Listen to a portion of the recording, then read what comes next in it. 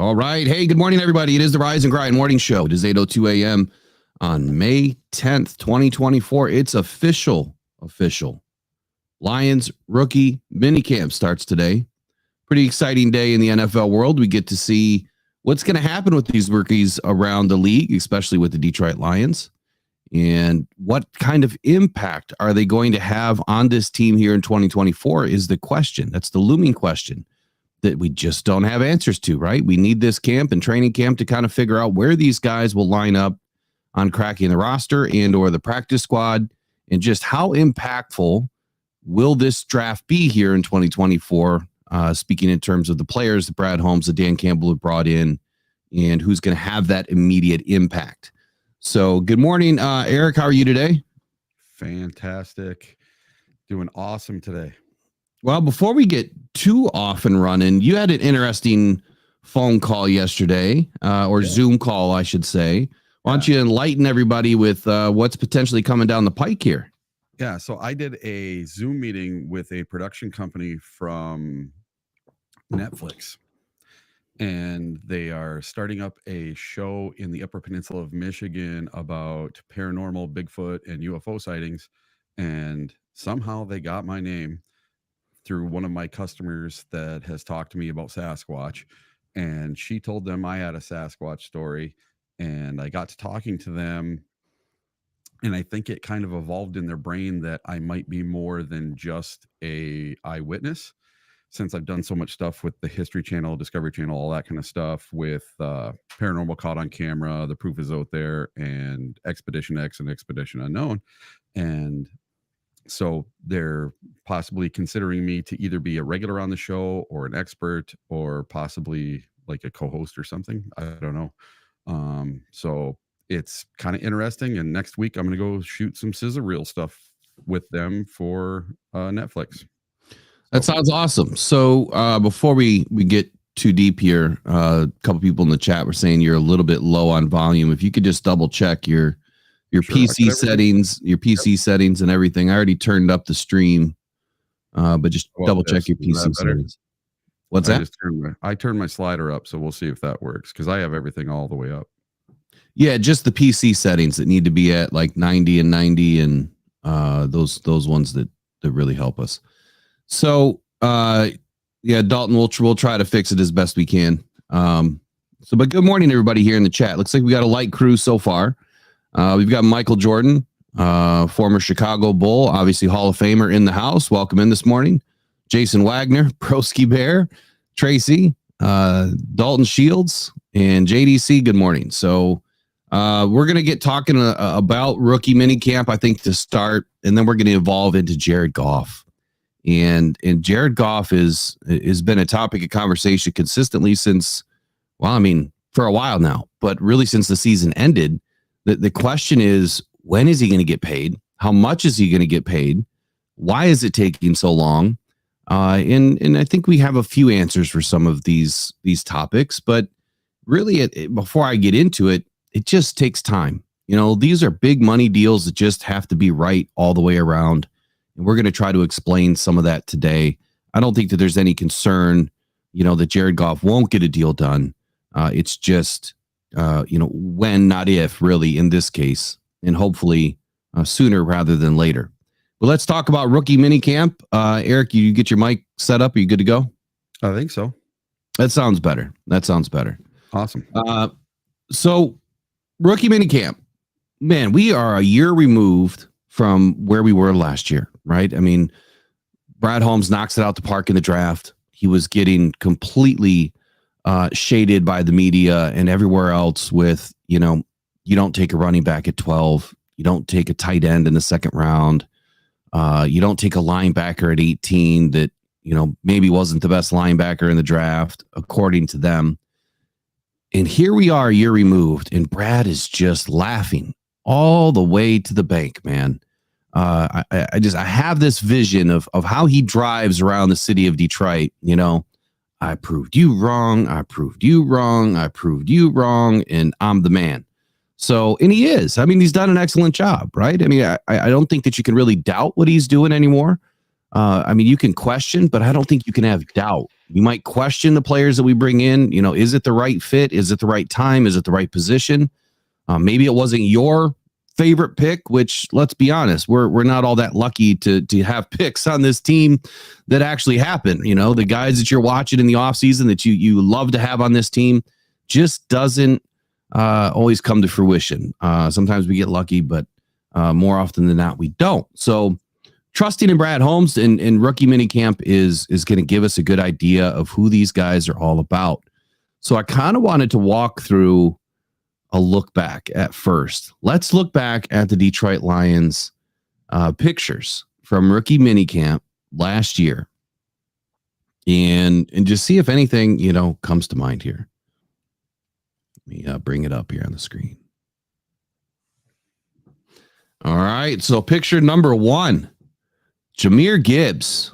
What an excellent pick by Brad Holmes here. I mean, clearly, you know, a guy that you know, everyone was excited about, yet there was a lot of unanswered questions. And clearly, he answered those questions throughout the season. It took him a few games to get going. But once Montgomery went down last year, Gibbs kind of picked it up and really never stopped at that point. He just kept getting better and better and better as the season went on. I'm expecting a much bigger season for Gibbs this year. My early predictions on his stats is going to be definitely over 1,000 yards. And I do think that he can do the 1,500, 5 and 1,000 this year and get 500 receiving yards. I believe that Gibbs is probably going to be utilized a little bit more this season. With us losing Josh Reynolds and Jared Goff not having that security blanket at the number 2, we just don't know where Jameson Williams is going to end up this year. And, you know, is he going to finally make that leap? I was listening to a podcast last night and a little bit this morning that they're calling Jameson Williams kind of a deadbeat. Like he's just, you know, hasn't done a whole lot. His effort is mixed on plays. You know, he's high effort one play, low effort the next. So it's going to be interesting to see what happens with Jameson Williams. And if he's a little bit lackluster this season, I think the Gibbs is going to get the call more often than not. So for you, Eric, now that you're looking back on Jahmyr Gibbs, what would come to mind initially? Last year, when we first took him, I was kind of baffled, you know, just like everybody else, we're taking a running back at 12. Oh no, you know, but this kid has really worked out. He's super electric. He's very humble. I actually got to meet the kid and talk to him just a little bit there draft week. And everything you see that comes out of him, from social media to his play on the field, everything is A+. You know, he had the one fumble in the NFC Championship game. But how many fumbles did he have last year? 2, I think, the whole entire season. So the kid's very solid. I think there will be no issue whatsoever with him going 1,500 next year. He almost did it this year. Yeah, I was really hoping he was hit that mark, but missing a couple of games, they really screwed him up. But when you look at his averages say that he would have been there. Shout out to Chef Talks Lions this morning. I've got some great information coming soon on Chef Talks Lions. And matter of fact, part of today's segment. So Chef Talks did a really cool segment yesterday. I was mowing the lawn and trying to listen to his show last night.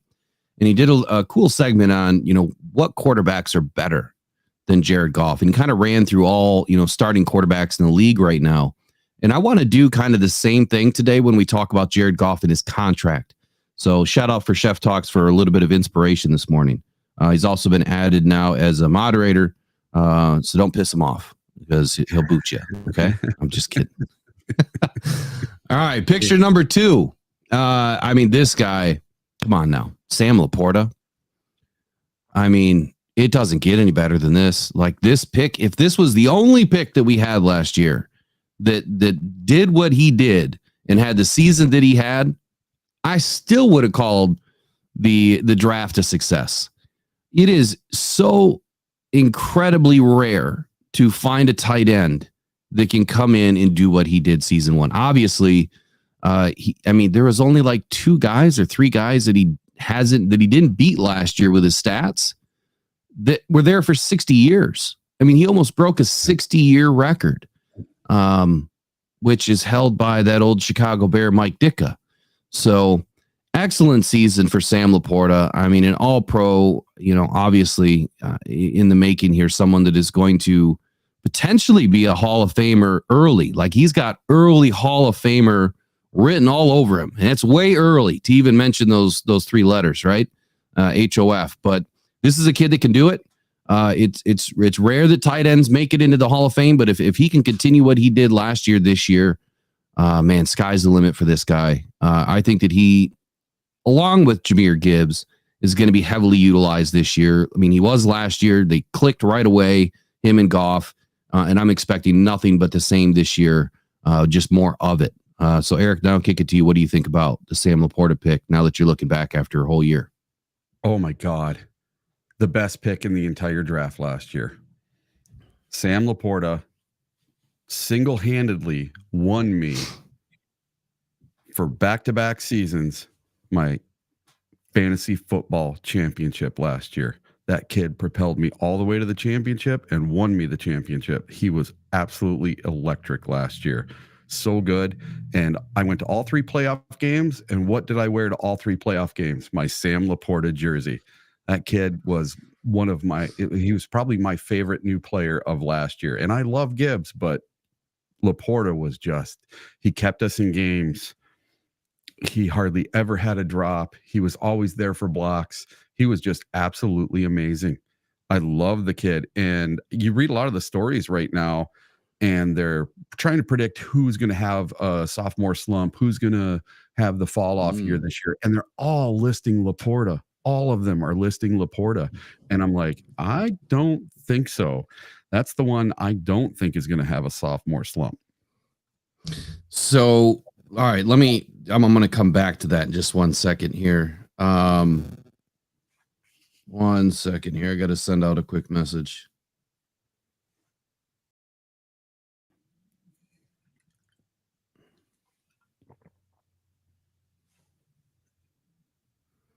One second.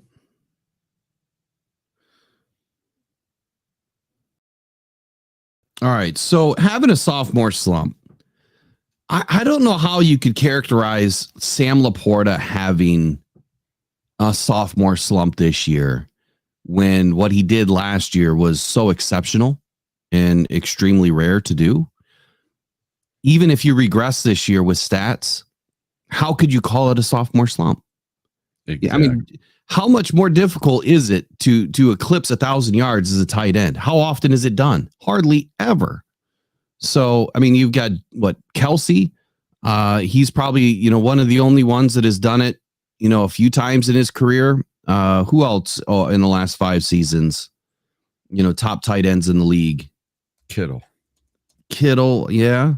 And Andrews. Who? Andrews for the Ravens. Mark Andrews. Yeah. See, and I had Mark Andrews on my fantasy team. He got hurt. I picked up LaPorta and I won the championship. Awesome. Yeah. Speaking of fantasy football, so Rocked On Podcast Network is going to host fantasy football this year. We're starting a league. Not sure how many teams or how many different leagues we're actually going to create, but it's something we spoke about last year. We're going to have a free league. And then we'll also have, the kind of pay per league where you can join in. It's just one fee per year. Whoever wins the championship is going to win an awesome Detroit Lions belt. If you're a Detroit Lion fan, I mean, if you're not a Detroit Lion fan, then it'll be open to everybody. If you're not a Detroit Lion fan, then you'll get your team belt. But so like Travis Kelce, 2020, he had 1,416 yards. Kittle in 2018. 1,377 yards. Mark Andrews, 2021, 1,361 yards. And then Kelsey again in 2022, 1,338 yards. So in the last, 5+ seasons, it's rare for a tight end to go over 1,000 yards. And there's only a handful of guys that have done it. And they went even a little deeper. I mean, almost, 13, 14, 1,500 yards. It's a really good season for a wide receiver, let alone a tight end. So extremely rare. I mean, if Sam LaPorta had 500 yards this year, then I'd say he probably regressed and he probably had a sophomore slump. I just don't see it happening. I think that this offense is way too explosive, and I don't see how you're going to be able to limit, any pair of guys, let alone, Sam LaPorta. Shout out to Bucky this morning. He said, it was kind of funny. He says, as an electrician myself, I can verify that Gibbs is closer to electricity himself than he is any electrician I've ever worked with. That's absolutely hilarious, man. That is hilarious. Who else just joined us this morning? We got Brian Welsh in the house. Bobby Tarantino, what's happening? And who else is in here? And that is the real Michael Jordan, by the way. Hall of Famer, Michael Jordan. He is in the chat this morning. So make sure you guys say what's up to the Michael Jordan. Zachary Cleary's in the house this morning. Decker Pecker's here. Who else we got? Broski Bear. So welcome in, everybody. Next guy up. This guy, one of my favorite selections last year. One of the guys. I mean, I pegged the first 5 picks to the Lions last year. The first 5 guys as great fits. And Brian Branch, in my opinion, was the best safety in the draft. Clearly didn't let me down. I think that he is only going to get better this year. The Lions are kind of putting him in a box this year where he's going to learn more positions, or taking him out of the box, I should say, to learn more positions than just nickel. So more well-rounded this year than he was last year. But Brian Branch, man, when you look at what he did last season, and you look at how he stopped players almost immediately dead in their tracks, if they caught a ball and Brian Branch was on them, you got less than 2.5, 3 yards of yak average the entire season. That is really, really good, especially for a rookie. When you look at the yak yards that Cam gave up and everybody else gave up in the backfield, I mean, they were giving up a ton of yak yards. And here this rookie is, standing over top of these guys, lighting guys up, dropping players where they catch the ball. That is sticky coverage. And I'm really excited to see how much he grows here in 2024 and how the Lions are going to utilize him. So Brian Branch, for you, Eric, what comes to mind? Well, I own 3 Brian Branch jerseys, just to tell you that. Yeah, why am I not surprised? Yeah, the whole rookie class from last year. Oh my God, I really fell in love with the top 4 picks that we had in last year's draft. I really did, especially Branch, LaPorta, Gibbs, and even Campbell. I think, well, we'll get to Campbell in a minute, but Branch, I really wonder if they're going to stick him in a box this year, or they're going to keep using him like a Swiss Army knife. Is this all smoke and mirrors that they're going to put him in a box? They're going to make him play either safety or in the slot or, as a true corner. I don't know. But this kid, he's got it going on. I saw a metric the other day that he was the highest rated defensive player in the league last year, and he was a rookie. And I can't remember what the metric was, but yeah, he's got it going on. Yeah, I'm super excited to see his growth. Like I said, just put a poll question up. So, out of the top 4 rookies that we brought in last year, obviously Hendon Hooker didn't play. Who was your favorite? Gibbs, LaPorta, Campbell, Branch? So that poll question is up, and immediately it's looks like LaPorta and Gibbs are neck and neck so far. Next guy, Hendon Hooker. So we didn't see anything from Hendon last year, but we heard a lot. And in the story that we kept hearing over and over and over again was that Hendon Hooker is as smart as they come when it comes to football intelligence, which was weird because he completely failed the testing that they give these guys, especially the quarterbacks. It used to be the Wonderlic test, and now it's some other type of test. And they're doing all sorts of things, trying to figure out, your eye to hand coordination speeds and everything else, like memory test and progression type test. So he failed it, like completely failed it. But what did I always say about NFL players in a nutshell? I don't care what you do on a test. I care what you do on the field. So if you fail a test, it's, a written test, who cares? If you go out there and you can prove it on the field and you show that you know the playbook and you show that you know how to get your guys in the position and lead them to win, that's what matters to me. Now, we haven't seen that yet. We've only heard from Mark Brunell and Dan Campbell and Brad Holmes that Hendon Hooker has the makings of an NFL quarterback, that he has the mind of an NFL quarterback. And now maybe this year we're going to see if he will become an NFL quarterback and a great backup to Jared Goff. So Hendon Hooker, I know we didn't see a whole lot, but what comes to mind for you, Eric?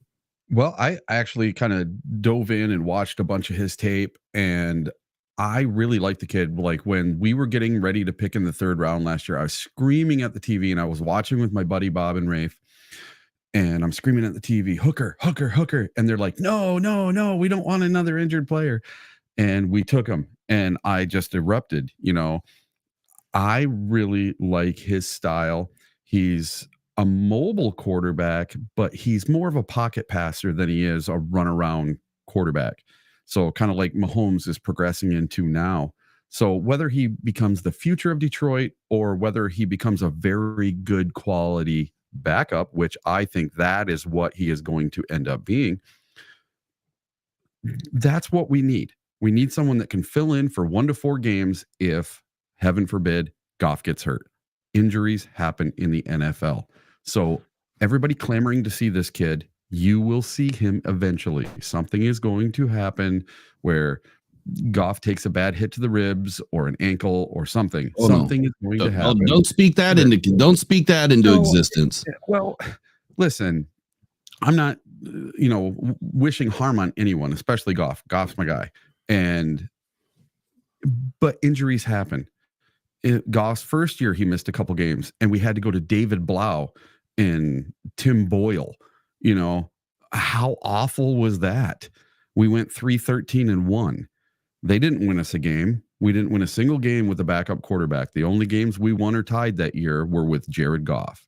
We needed someone who can come in and be able to be serviceable.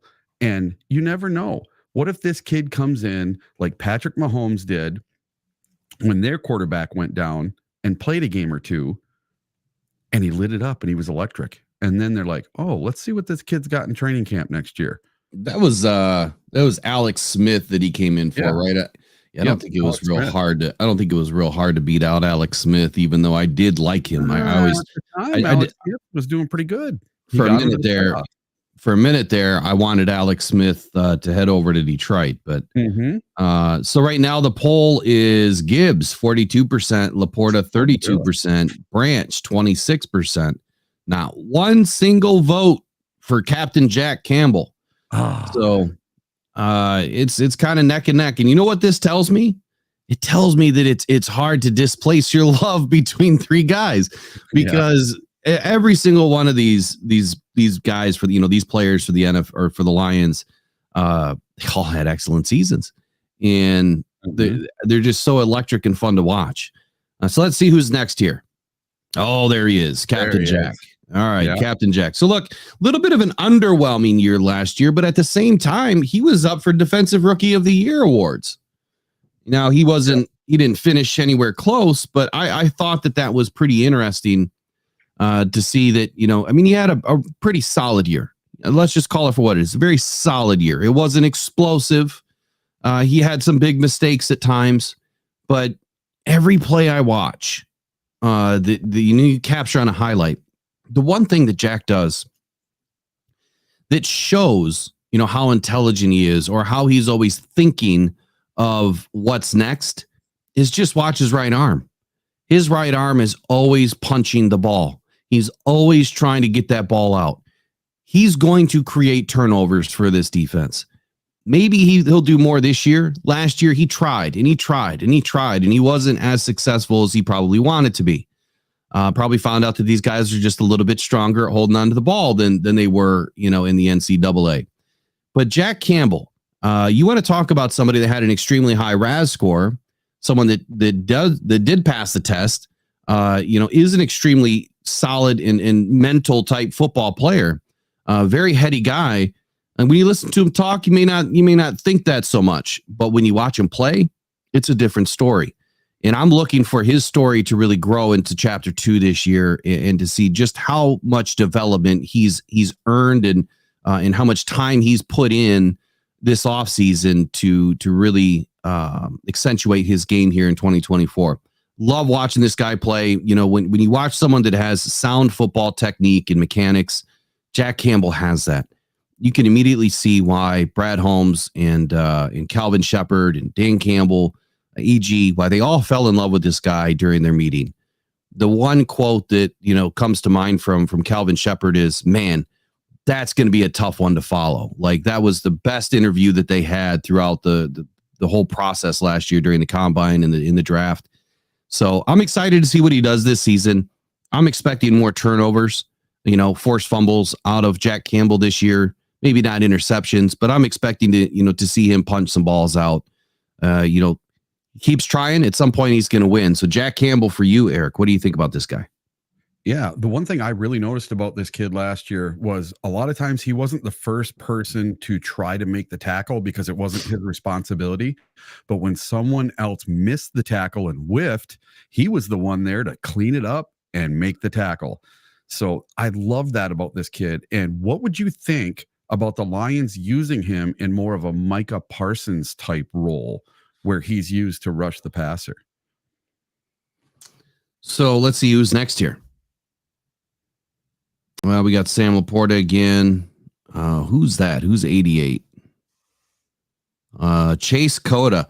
So obviously, there's a couple of players last year. Dylan Drummond, Chase Cota, a couple of guys that, we were pretty high on, as far as potentially making the roster.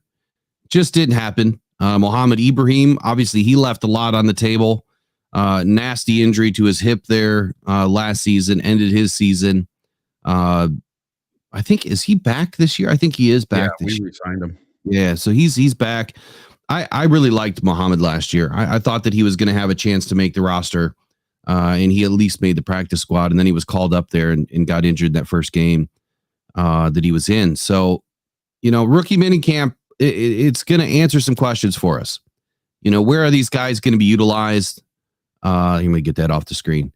And really, what's next for this team? And according to Tim Twentyman, so, we'll do our daily Tim Twentyman, I think. There's some plans that he was speaking about, 5 things to watch in rookie minicamp that he posted yesterday around 7:00 in the morning. And of course, we always give our credit, where we find content. We want to make sure that we shout out the people that actually bring that topic to light. So Tim Twentyman says the Detroit Lions have their rookie minicamp scheduled for this weekend, which means we get to see Detroit's draft picks, undrafted free agents, and tryout players on the field for the first time. It's a fun time in the offseason as the rookies get their first taste of NFL life while preparing to join the veterans in OTAs in the coming weeks. Here are the 5 things I'll be looking out for during Friday's open practice to the media. 1, the plan for Arnold and Rakestraw Jr. The Lions walked away from the draft with the top 2 cornerbacks on their board after moving up from 29 to 24 to select Alabama's Terrion Arnold and then taking Missouri's Ennis Rakestraw Jr. at pick 61. Arnold and Rakestraw were primarily outside cornerbacks in college, but both have experience playing inside too. Lions defensive coordinator Aaron Glenn likes to cross-train his cornerbacks in both spots when he can, and it will be interesting to see if that's the case for both Arnold and Rakestraw from the get-go. I would say that it probably will be. I feel like both of these guys are going to get a taste, of playing slot because it just makes sense, right? Versatility is something that the Lions are high on. In injuries, like Eric was speaking to. It's not if, it's when in this league. They're going to happen. So you've got to have players, ready to step up. He goes on to say that Holmes described the upcoming competition at cornerback this summer in training camp as a bloodbath. So the more a player can do, the more opportunity they may have to see the field quicker. I tend to agree with all that. Number 2. Well, before I get on to number 2, what do you feel about Arnold and Rakestraw Jr. right now, and where they fit? Just walking into rookie minicamp. Anything you have to say on that? I honestly don't know where they fit. And that's one of the interesting things about all of this. That is the one thing I would really be watching, because remember during the draft, he had his positional villain shirt on, right? Mm-hmm. If I read correctly, both of these guys have played a little bit of safety and corner. inside and out. So that's 3 positions for both of them. And they're both willing to put their nose in and do anything to make this team. And they both have really high character. They're not going to be butthurt if you put them in the slot or if you put them back at safety. They just want to play. Yeah, I definitely don't see either of these guys projecting at safety, but I think it's either inside or outside. I think both of them obviously will make the roster, but to see where they slot in the roster, I think is the biggest question. Yeah. Is Arnold going to start? Is he going to start at 1, start at 2? Is Rakestraw going to be the 3rd or the 4th guy?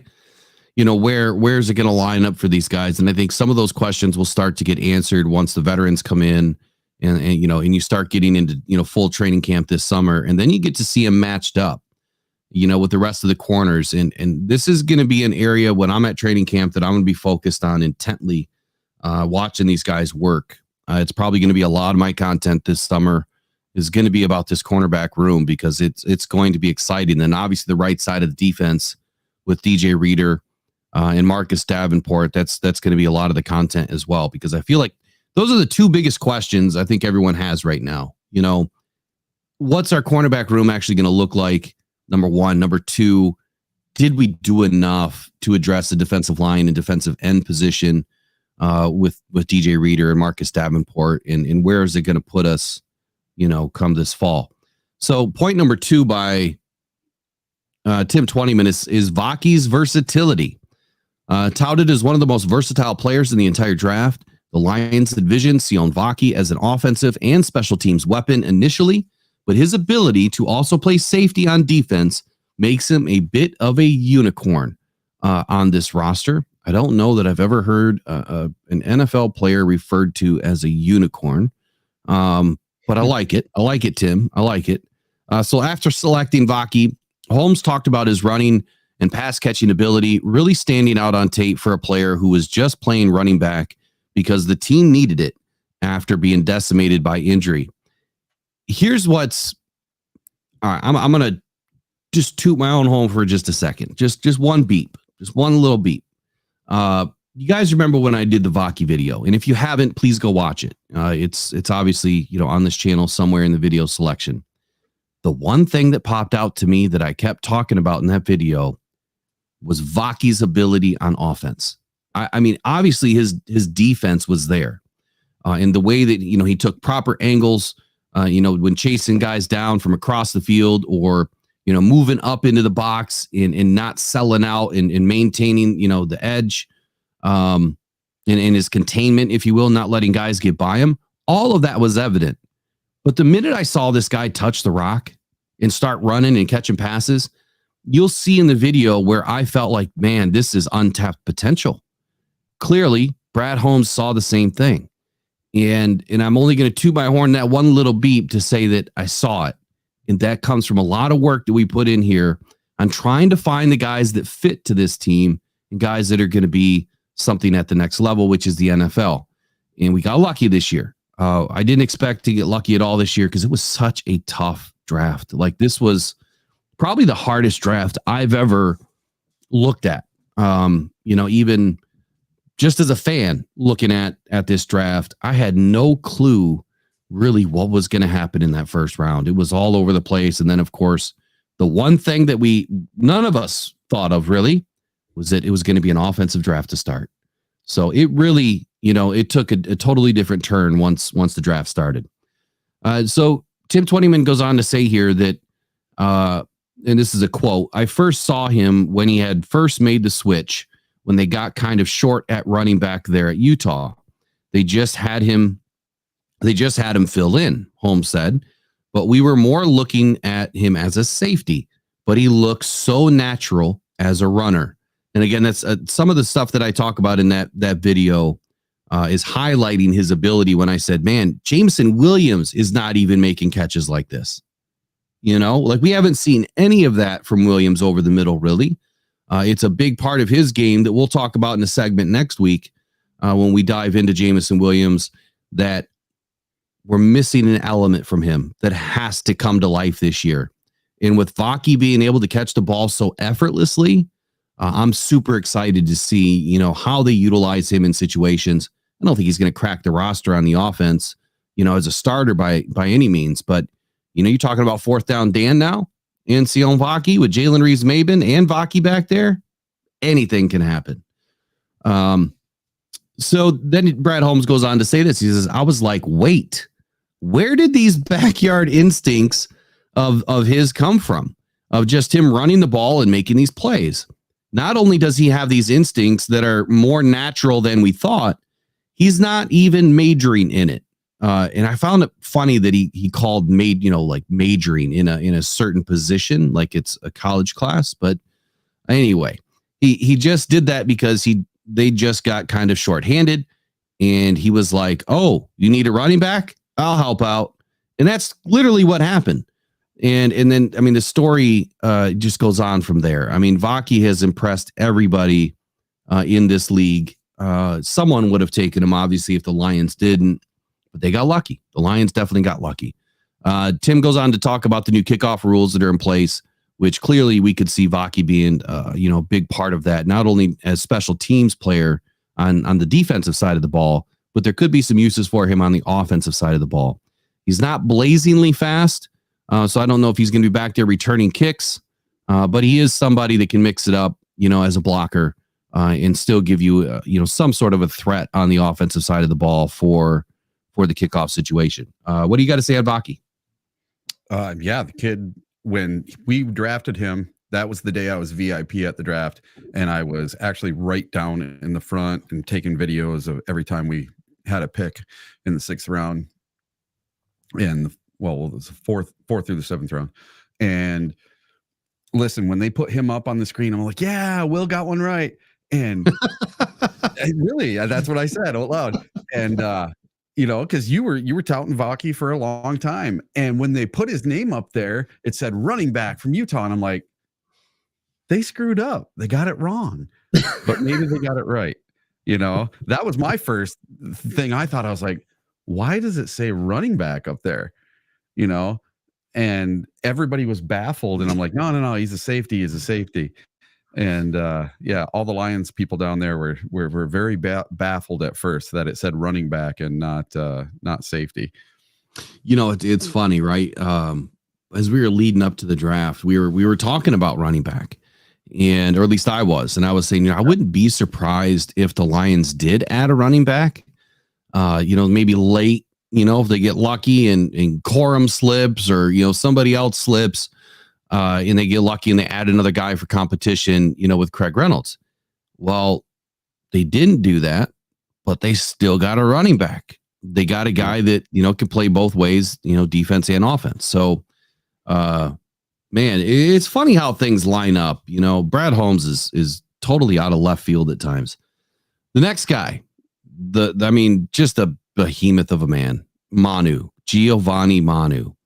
And by the way, Monday night, I think we're starting at 7:30. Time might fluctuate a little bit. Pay attention to the YouTube scheduled live event, but we are going to have Giovani Manu's former recruiter and offensive coordinator on the podcast. So we are going to get the inside scoop, the inside information about Giovani Manu, somebody that worked closely with Giovani Manu, and we'll be able to hear straight from the horse's mouth just how good this kid can be. So Giovani Manu, as we know right now, he's going to get his snaps at right guard, which makes sense. We're thin at right guard. Not only do we not have anybody signed in a starting role past this year or this season, but really behind, Manu, you got Kobe Sorsdal, Keoti Awosika. We just don't have really big, solid players. In my opinion, what they did last year, I understand Kobe was a rookie, but it wasn't the greatest. And Keoti, I've never trusted. I know he played fairly decent in the NFC title game, where you had to fill in, but I'm not impressed with the depth, past our starters. And this guy and Mahogany both were perfect pickups at the right time that are going to help this team, get better. Right. And you're only as good as your depth, as they like to say. But Tim Twentyman says there are not many humans roaming the planet that measure in at 6'8" and weighed 354 pounds. Joe Alt. So Joe Alt is a generational talent, right? This guy is the same size, if not bigger than Joe Alt. So we've got Joe Alt's, alter ego here, a little bit later in the draft. Obviously not as good yet, but can he be better? Playing next to Penei Sewell, I think is going to help you kind of get up to snuff a little bit quicker than the rest of the league, because they don't have, three guys on their offensive line that are all rated in the top 10, or even the top 2 or 3 at their position. The Lions do. Plus, we have the best offensive line coordinator, in my opinion, or offensive line coach, in my opinion, Hank Fraley.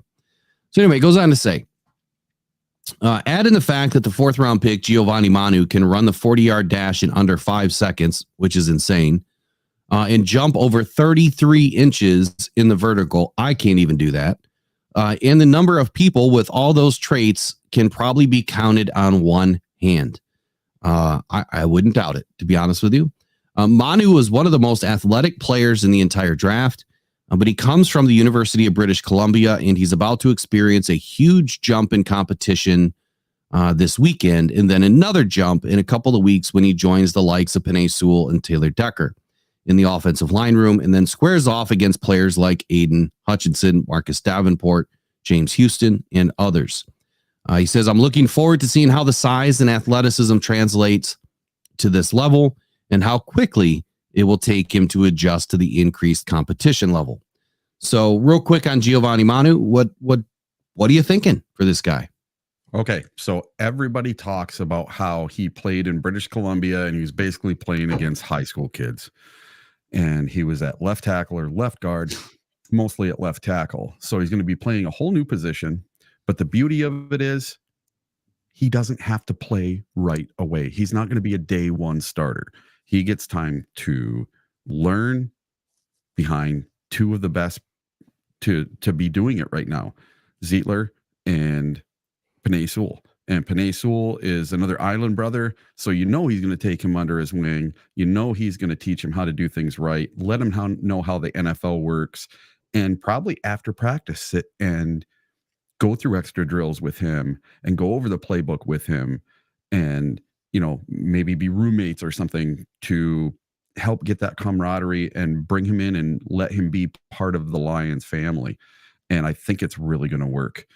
When was the last time that we drafted, a really good generational physique of a player that we brought in and let him mature and brought him along slowly? Anytime we draft anyone worth a darn, we always throw him right to the wolves. That's what always seemed to happen with the Lions in the past. But this is the brand new Lions. This isn't the same old Lions. This is the brand new Lions. And they're doing things different. They're doing it their way. So shout out to Braylon Dennis. $5 super chat question here for Eric. Says, Eric, do you believe that AG is on the hot seat this year? Me personally, he's got 0 excuses this year. What do you think about AG? 0 excuses is right. But you know what? He totally changed his way of thinking about halfway through the season last year. And I truly believe with the pieces that we've picked up in free agency and the pieces that we've picked up through the draft, our secondary is completely different.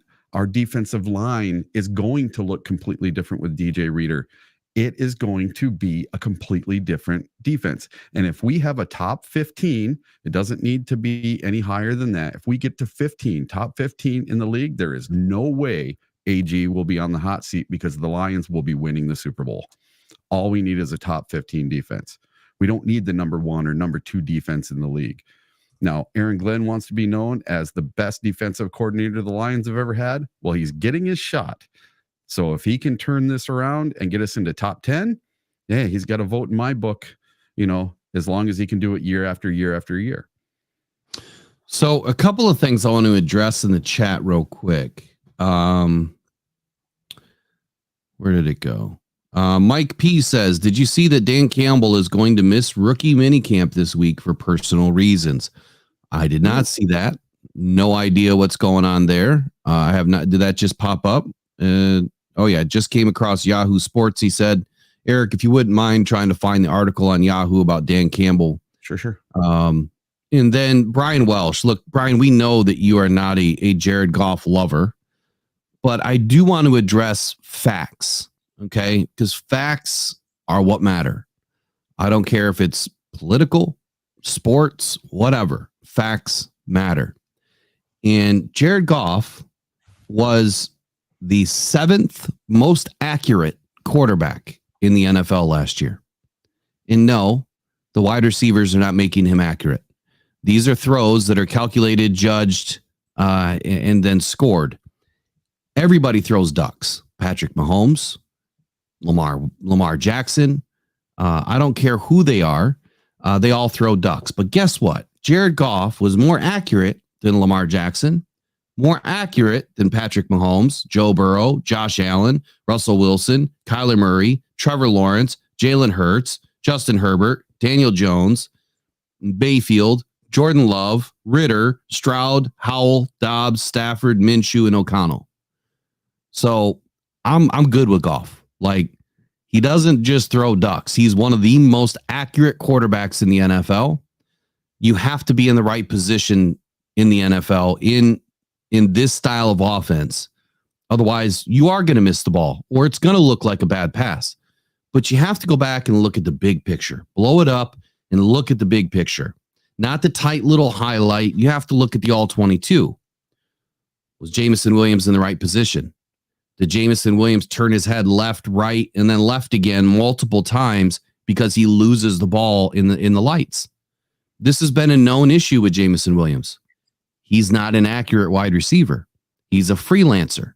He's someone that is not on the spot, and he did not earn the respect of Jared Goff at the outset because he didn't even know the playbook in his first year. When he first got in the last few games of the season, he didn't even know the playbook, and it was telling as to why he wasn't getting any targets. I don't know why people try to attack Jared Goff when he's been probably the best quarterback we've ever had in his first 3 seasons as a Detroit Lion. He just brought us and won 2 playoff games. That's not easy to do. I mean, clearly we know it's not easy to do. The Lions haven't done it in 30 plus years. So if you want to, judge Jared Goff versus Hendon Hooker, the thing I'll tell you about Hendon Hooker is the dude's never played a snap in the NFL. So he's a nobody. He's done nothing. He's worthless right now until he shows us he's not. But Jared Goff has done it at a very high level. He is the 3rd most winningest quarterback in the NFL since 2015 with playoff appearances, Super Bowl appearances, playoff wins, record, you name it.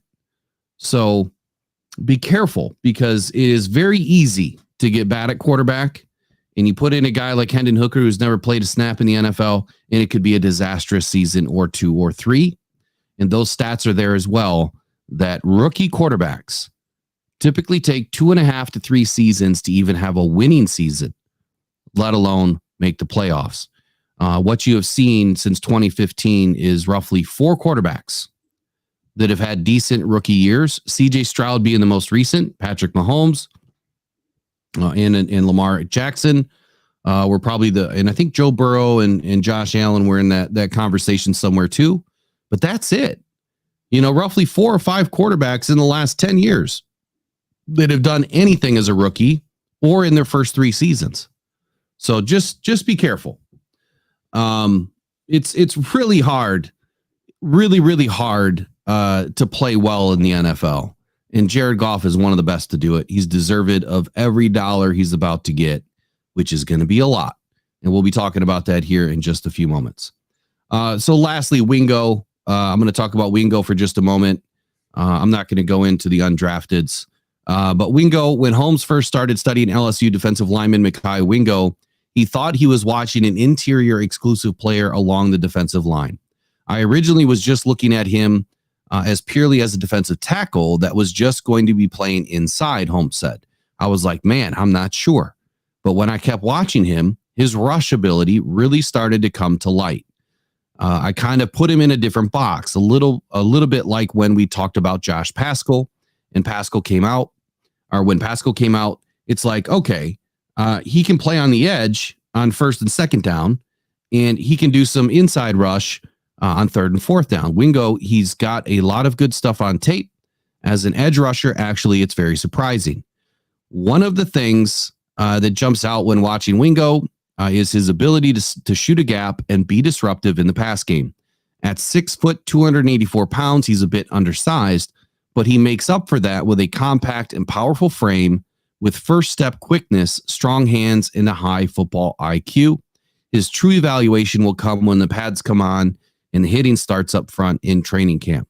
But one thing we'll be able to glean Friday is the quickness and the football speed and how that might translate to a versatile role along Detroit's defensive line. So real quickly on Wingo, sorry, not Mingo. I'm super excited to see what this kid's going to bring to the game. He obviously slipped quite a bit in the draft, probably because of his size. He just wasn't earning enough respect from, NFL GMs because of, his size. At 6 foot, 284. He's really a tweener. Is he an outside end? Is he an interior defensive lineman? No, he's kind of right in between. If he was 6'2", 284, I think we'd be having a different conversation. If his arms are a little bit longer, I think, he probably would have been taken in the third round. But those things didn't happen. And now he's going to have to prove himself to earn a position on not only this roster, but even on the practice squad.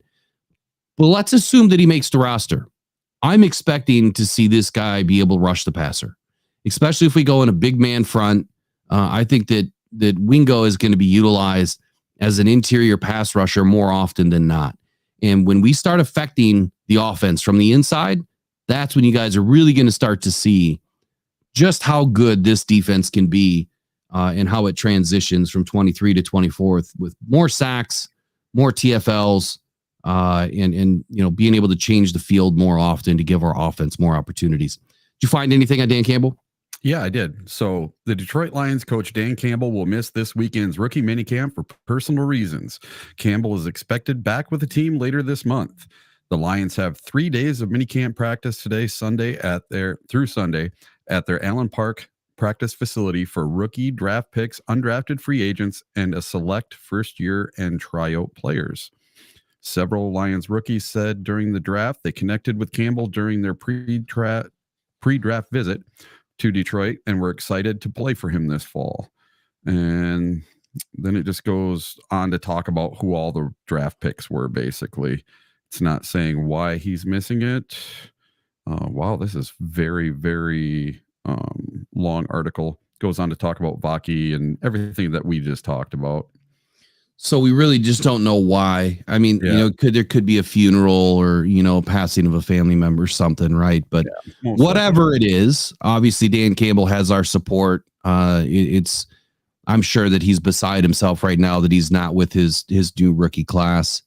But whatever's going on, DC has our support, obviously, and I'm sure he has the support of his team. This is the last thing that he probably would ever want to miss. This is a big time. It's a critical moment for these rookies to develop that relationship, with Dan Campbell and really be on field with this guy. He's the ultimate motivator. He's someone that, when he's on the field, it, and he's there to get these guys moving in the right direction. They won't be without high support, though. You still have AG who's going to step into that role, and you've got Ben Johnson who's going to step into that role immediately to fill in for Dan Campbell. So we'll see how those two guys can come together to make rookie minicamp a success. It'd be interesting to see what stories come out, between now and Sunday as to what, the insiders are saying. Wish I could have been there, man. Tell you what, working on that NFL credential, extremely difficult. And someone has already guided me a little bit on how difficult it really is and how much time it's really going to take. So we'll see what happens. I really want to be at these events. I'm hoping I can get something done before training camp. All right, so let's move on to Jared Goff. Let me just check my notes real quick, see how we're doing here on time. Goff extension is where we are at. So before we move on to the next segment here, let's pay attention to our sponsor, sportspider.com.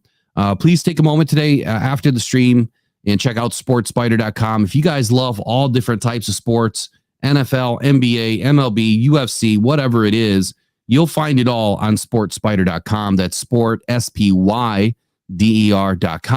Check them out today.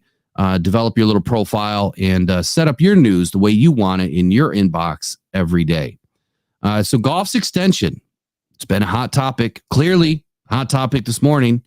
There's some people that are still thinking that Hendon Hooker is the answer, and he very well may be, but it's not going to be for another 3, 4, or 5 seasons.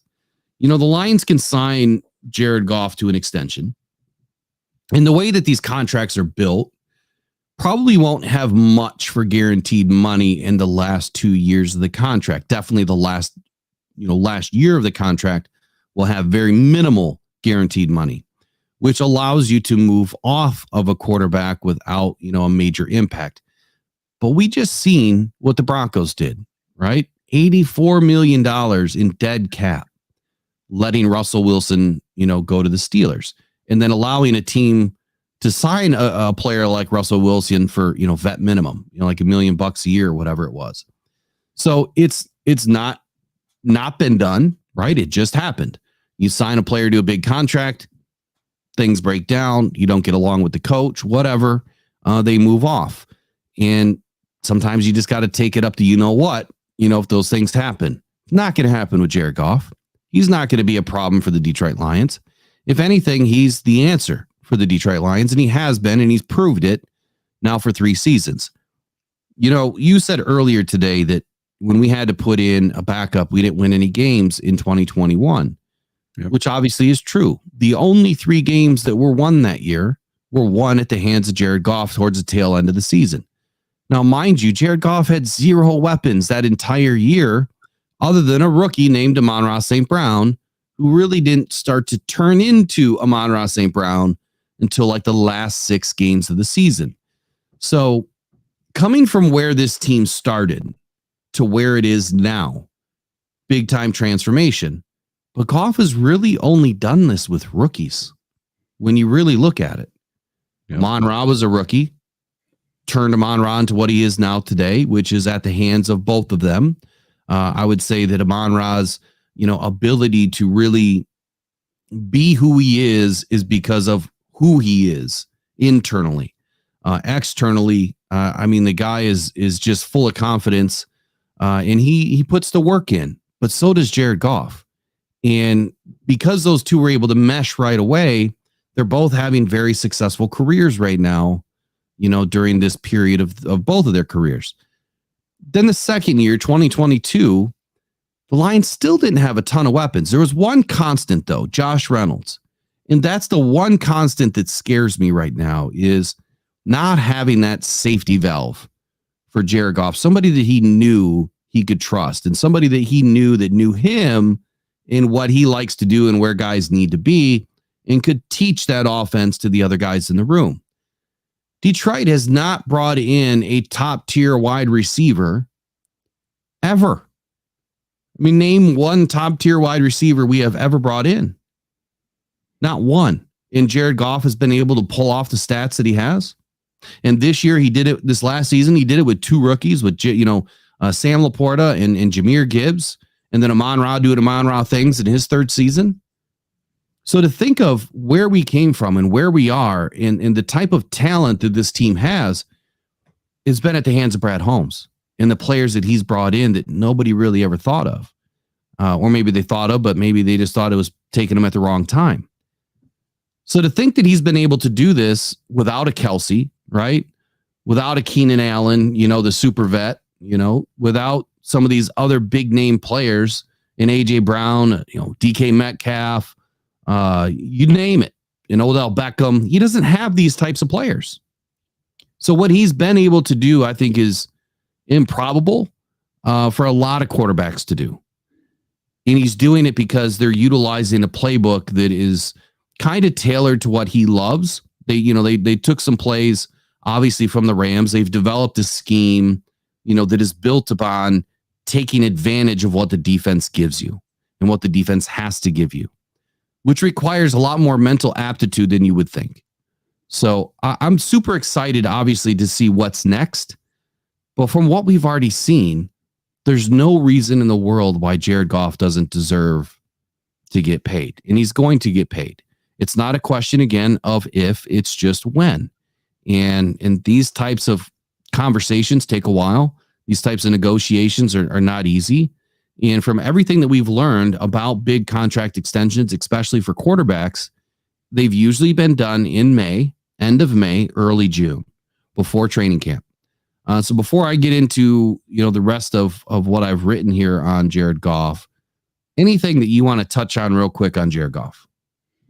Sure. So some of the stuff that I was looking up, Jared Goff was second in attempts in 2023 for quarterbacks with 605 attempts. He was second in passing yards with 4,574 yards. Passing touchdowns, he was fourth. And then interceptions, he was seventh with 12 interceptions on the year. Josh Allen was the number one rated quarterback by PFF last year. And Goff, this is what they say at PFF about Goff. His performance has been a huge part of the team's success, and he has truly performed near the best of any passer in the league. At season's end, Goff ranked 10th amongst starting quarterbacks in Pro Football Focus overall offensive grade. So PFF ranked him number 10 for his offensive grade for the season. And then in PFF's passing grade metric, Goff ranked even higher. He placed sixth with an 85.2 in that mark. In that specific area, he graded higher than NFL MVP Lamar Jackson and the Eagles' Jalen Hurts, among others. His 2023 performance was statistically outstanding as he ranked top 5 in multiple categories across the league.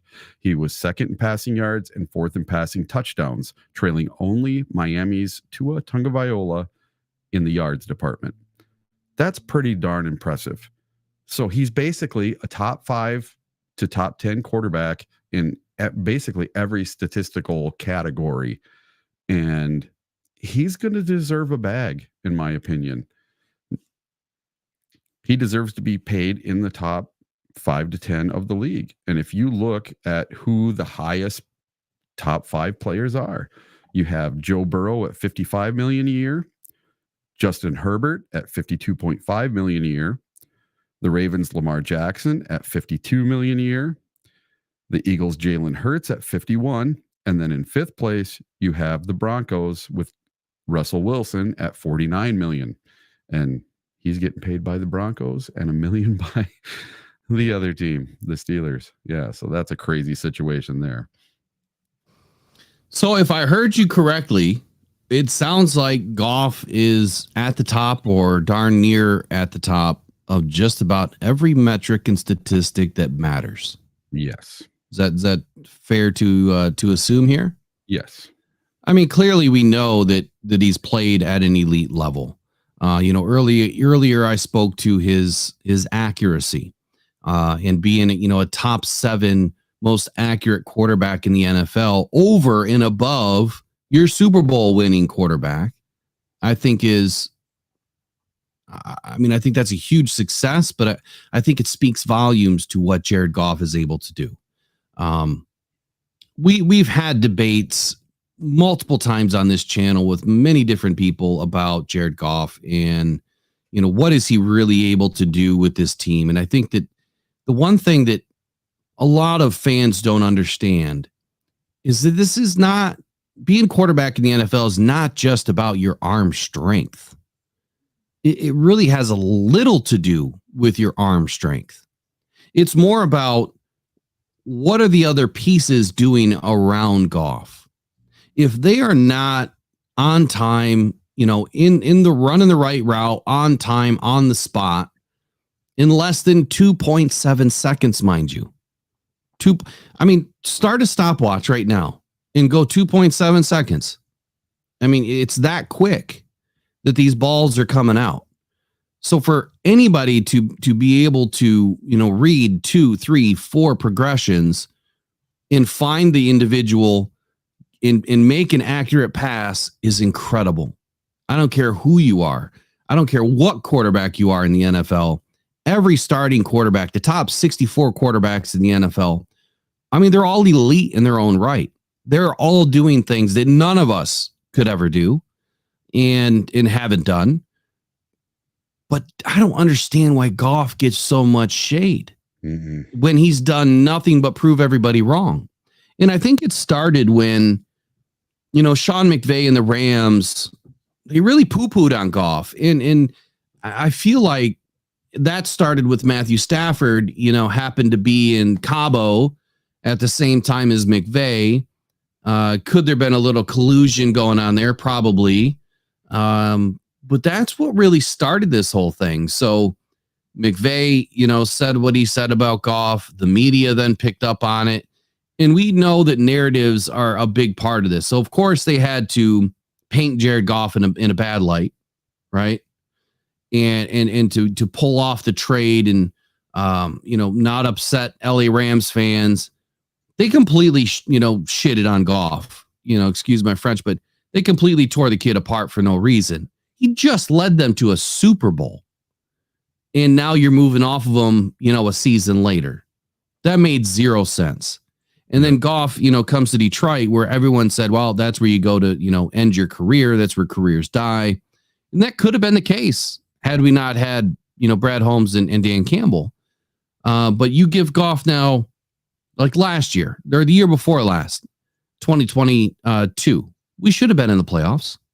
And we were literally one win away from making the playoffs. But they went from, what was an 0-6 or 1-6 start to finishing 9-8. That's not easy to do. I mean, they ran the gauntlet of the schedule the last half of the season and got us into a position where that last game of the season versus Aaron Rodgers in Green Bay, flexed to the Sunday night game, had playoff implications for both teams. Had Seattle lost, and they should have lost. That game before the game was a completely screw job. So Goff has done nothing but incredible things since he's been in Detroit. I mean, he's a good dude all the way around. He's well-loved, well-liked, well-respected, clearly has the talent. Now, does he have the strongest arm in the league? No. But when you look at some of the stats that talk about ball speed, he's got the fourth highest ball speed in the NFL. I mean, I don't think that that's by mistake.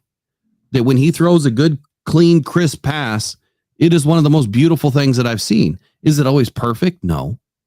Have other wide receivers, namely Herman Moore, come out and said, if a ball's wobbly, that makes the wide receiver's job a little bit more difficult? Okay.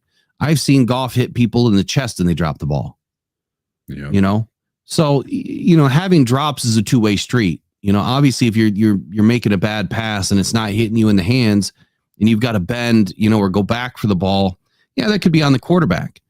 But if he's throwing, deep daggers and you're just dropping the ball or you're missing the ball in the lights, that's not on Goff.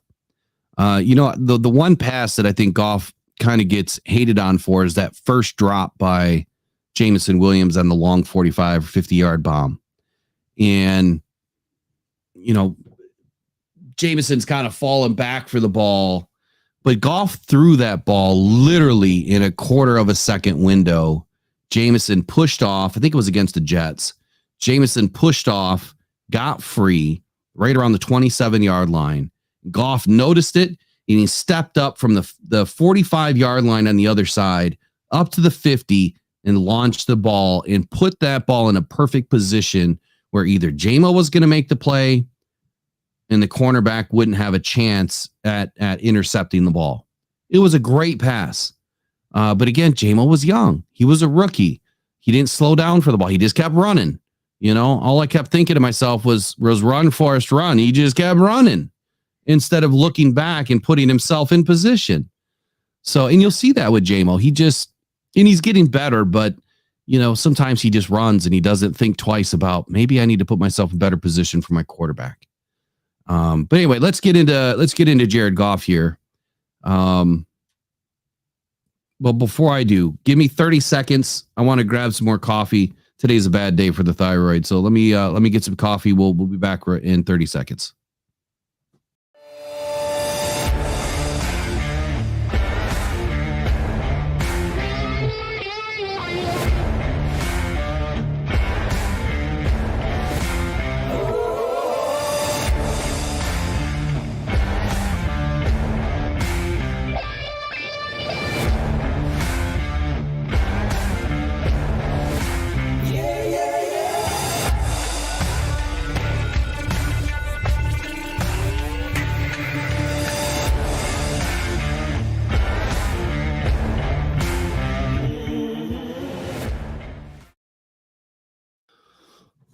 right. I'm still quick. Look at that. It's not easy to run all the way up into the kitchen and back. So, all right. So let's get into some Jared Goff here, talk about some contracts. But before we do that, let's jump into the chat. You see anything in the chat that's popping out to you there, Eric? Yeah. So these guys are talking about our coordinators being disgruntled with not getting a raise this year. Hank Fraley and Ben Johnson. So I have not heard anything. They're talking about it. Some insiders have been talking about Risden and somebody else. So I've just been looking. I can't find anything. Yeah, I haven't heard anything. I asked Brent Light a minute ago. Yeah, he was the one talking about it in there. So I guess, I mean, in quite honest, apparently I can't spell, man. My typing is terrible lately. So here's the thing. Like Ben Johnson got a big raise last year. Yeah. Big raise before the 23 season. So I don't know that they're going to give him another one just because we went to the title game. Yeah. Now, Hank Fraley obviously deserves a raise, in my opinion. But, you know, some of these things we just don't know of. And I will say this. Look, there's a couple of insiders. There's one that's completely fake. You know, he says he has all these answers, but he doesn't. And then there's a couple that really there's only one that, in my opinion, just makes shit up. Completely make stuff up all the time. And I'm not going to name names because I'm not in the business of doing that, but I've called into question some things that have been printed before and fact checked it, and it's completely off. I don't know why people do that. It doesn't make any sense to me. Look, you don't win, you know, like Dan Campbell and Brad Holmes say, you don't win in, March and April and May, right? Same thing with, you know, getting inside information or not. Why lie about it? Doesn't make any sense to me. You're gonna get called out at some point, and it can ruin your career. There's one individual that consistently says, you know, source this, source that, and it's never sourced. It's never come to fruition. And it just blows my mind. It's sometimes, you know, some of the support that these people get, because I can only imagine if I were to do that, I wouldn't have a channel. It would be dead, you know. You can't do that, man. You got to speak fact, or at least get facts, do your best job. I think people use the term sources too often, too loosely, or the word rumors too often and too loosely. That's just their way of putting out content. You know, just say that. Just say, hey, I just want to talk about this. I just want to have a conversation.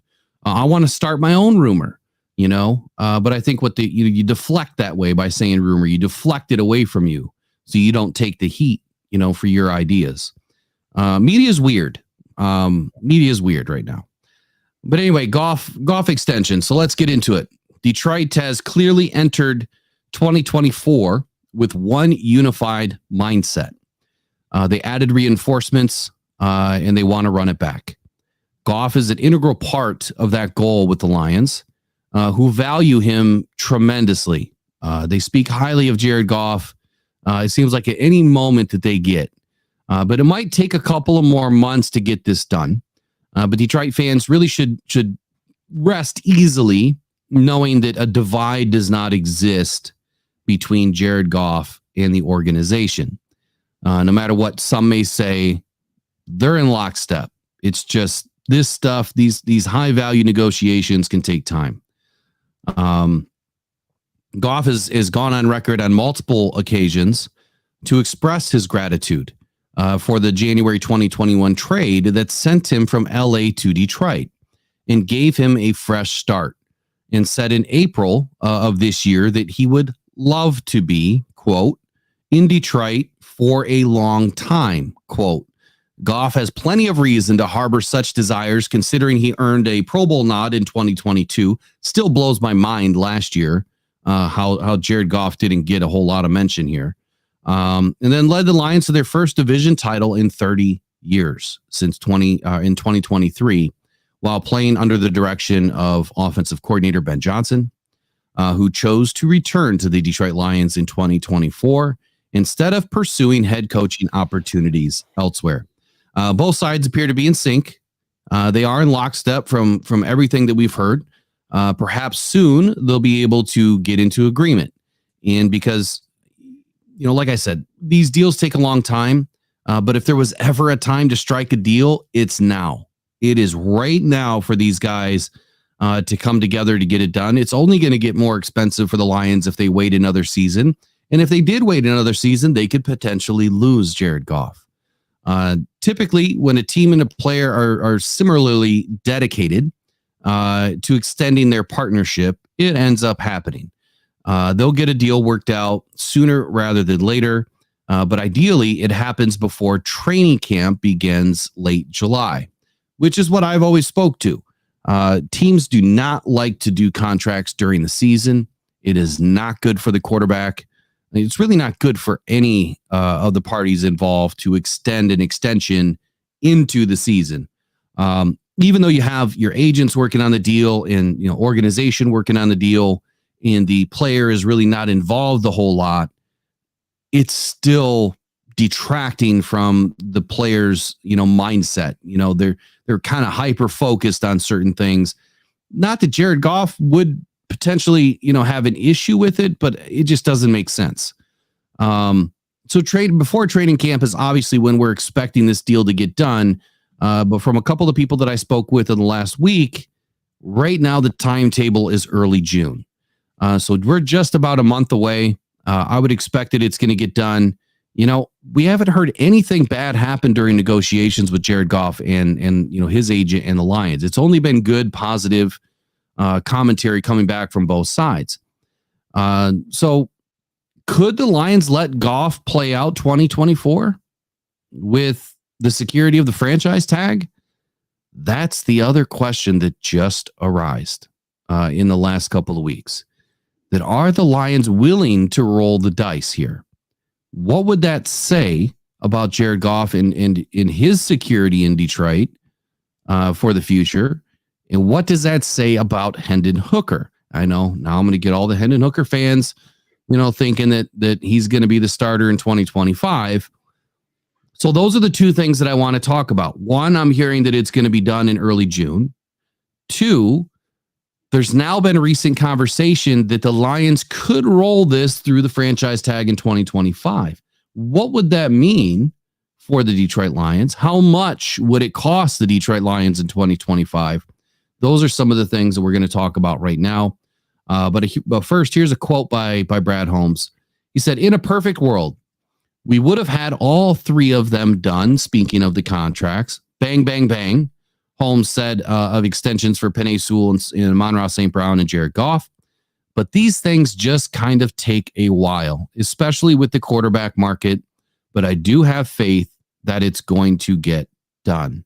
I have faith as well, but now I'm beginning to question the business side. So let's not confuse Jared Goff, the amazing quarterback for the Detroit Lions, someone that has done a lot of things that no other quarterback has done in Detroit. Potentially going to be the first one to bring a championship to Detroit since Bobby Lane. And now there's talk of, could they let the contract expire and go to franchise tag? So anything you want to add to Jared Goff while I look up a few numbers? Sure. And then there's been a little bit of breaking news also. Go for it.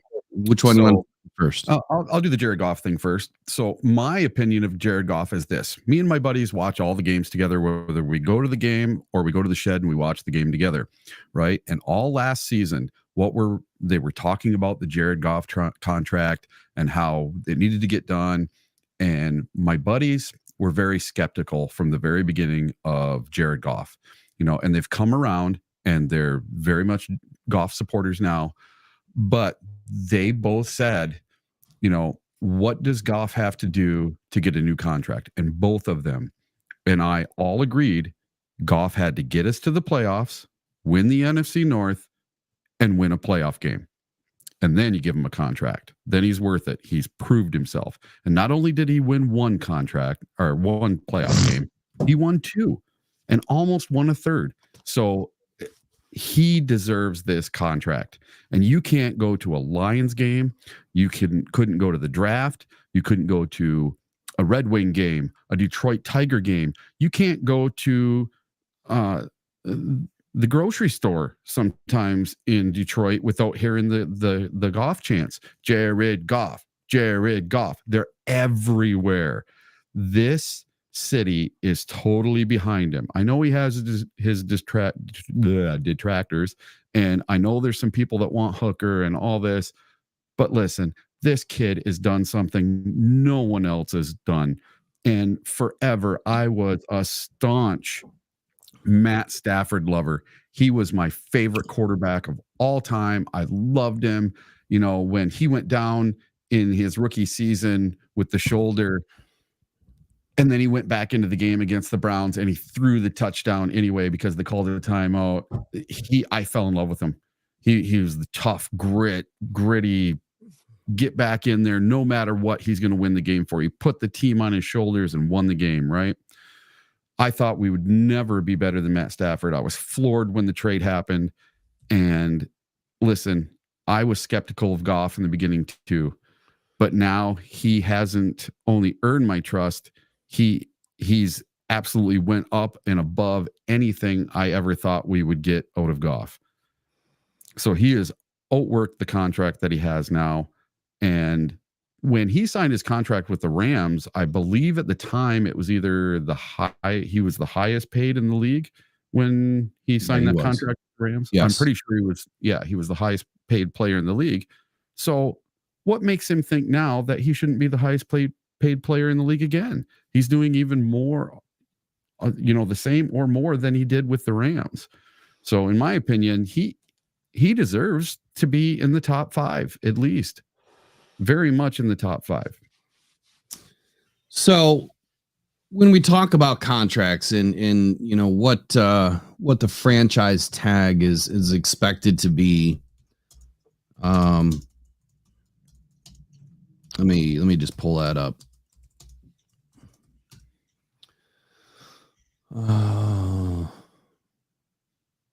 But you can see on the screen right now, I mean, you're looking at the top contracts right now in the league for quarterbacks. And Jared Goff is expected to be in that conversation. And I just listened to a podcast last night. And then these guys have some inside information as well. But I'm just going to tell you the number that they said, $55.5 million. Yeah, it's going to happen. Is what Jared Goff is now expected to get. $55.5 million.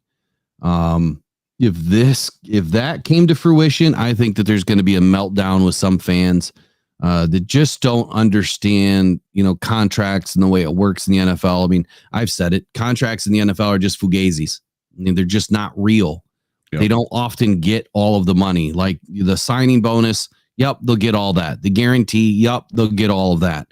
Yeah, he could get a $55.5 million contract. He could get a $220 million contract. But if $100 million of it is only guaranteed, that's all he's guaranteed is $100 million. He's got to earn the rest of it.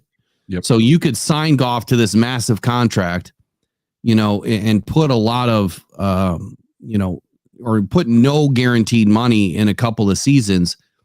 You might pay, out the nose the first couple of years, which your signing bonus really takes care of, which really, again, doesn't affect the overall contracts and the cap that much when you spread out, this signing bonus over 5 seasons actually in the NFL.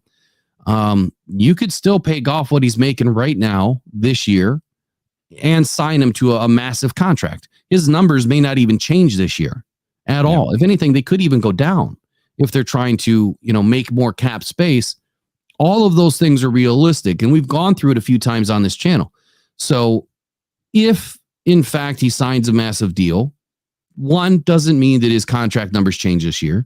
2, if they completely rewrite the deal and give him a completely brand new deal, not really an extension, but a brand new deal that includes this year's numbers, his numbers could go down. And at the end of the day, in 2 seasons, you could move off of Goff if you really wanted to, and probably not lose a ton in dead money. And what I would say, or what I would question, you guys in the chat with is, Okay, what if you move off of Goff in 2 seasons and you lose $20 million in dead cap? Would you be mad? If the quarterback that replaces him is just as good, if not better, than Jared Goff, which I think is going to be really hard to find. And no, I don't want that to happen, but I'm going to pose both sides of the equations here, both sides of the conversations, talking out of both sides of my mouth, as they say sometimes. So, look, at the end of the day, we need a quarterback that can win, right? We need a quarterback that understands this offense, these players, someone that clearly has an amazing relationship with Amon-Ra St. Brown. And when you look at these numbers right now, $55 million is the top contract in the league to Joe Burrow. So $55.5 million, once I looked at this again today, made sense.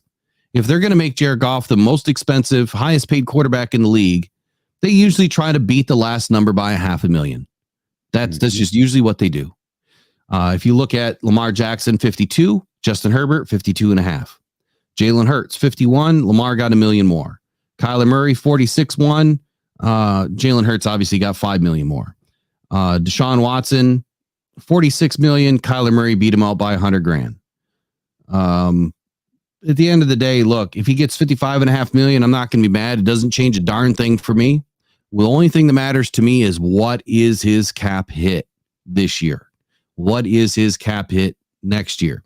So the money that's already been attributed to the cap this year is his guaranteed money. And let me pull this off the screen now. So I'm going to pull up Jared Goff's contract here.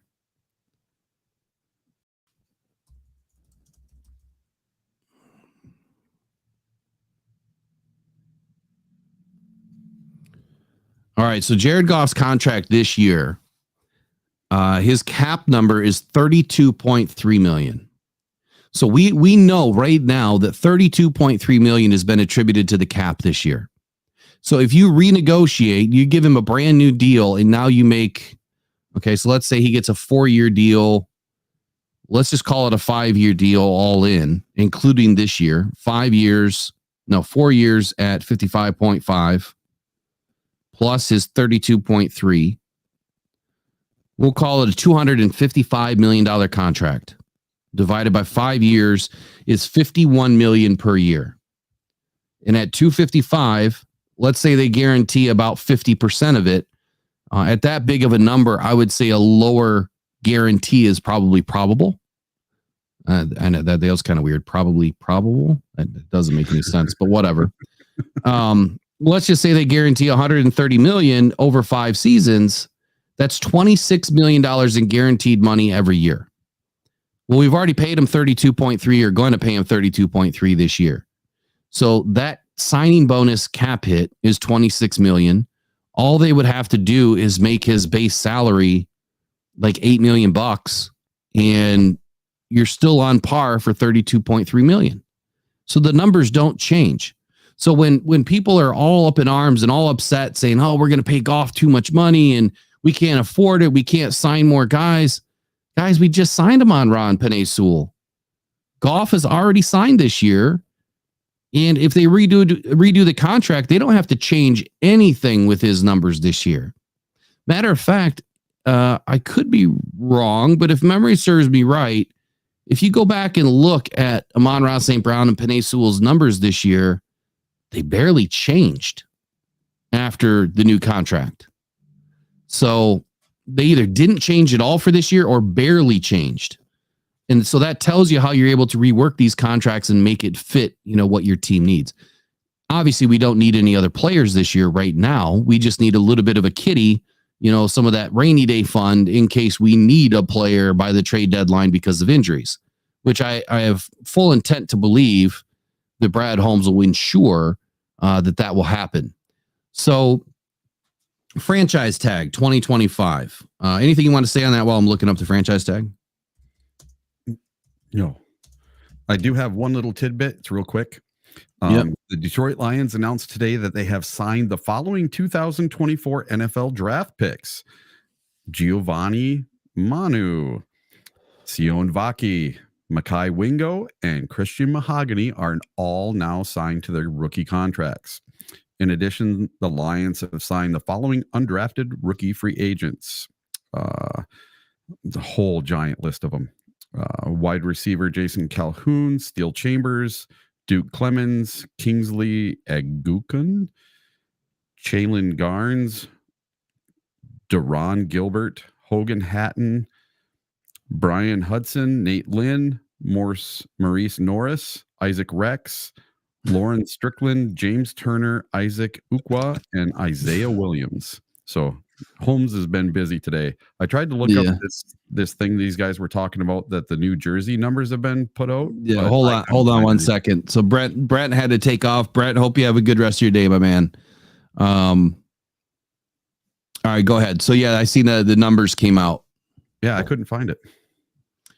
Yeah. So Braylon Dennis sent it to me. And thank you, Braylon. Braylon always does a good job at sending us stuff during these shows. So the Detroit Lions new numbers. Terry and Arnold is sporting number 0. Ennis Rakestraw, he's 15. Sione Vaki is double 3s. Giovani Manu, 59. Christian Mahogany, number 73. And Mackay Wingo, number 94. That was Ezekiel Anza's old number, was it not? I believe it was. So yeah. Huh? Did it say Manu's number? Because I want to get a Manu jersey. 59. 59. Nice. 59. So we'll have 58 and 59 right next to each other.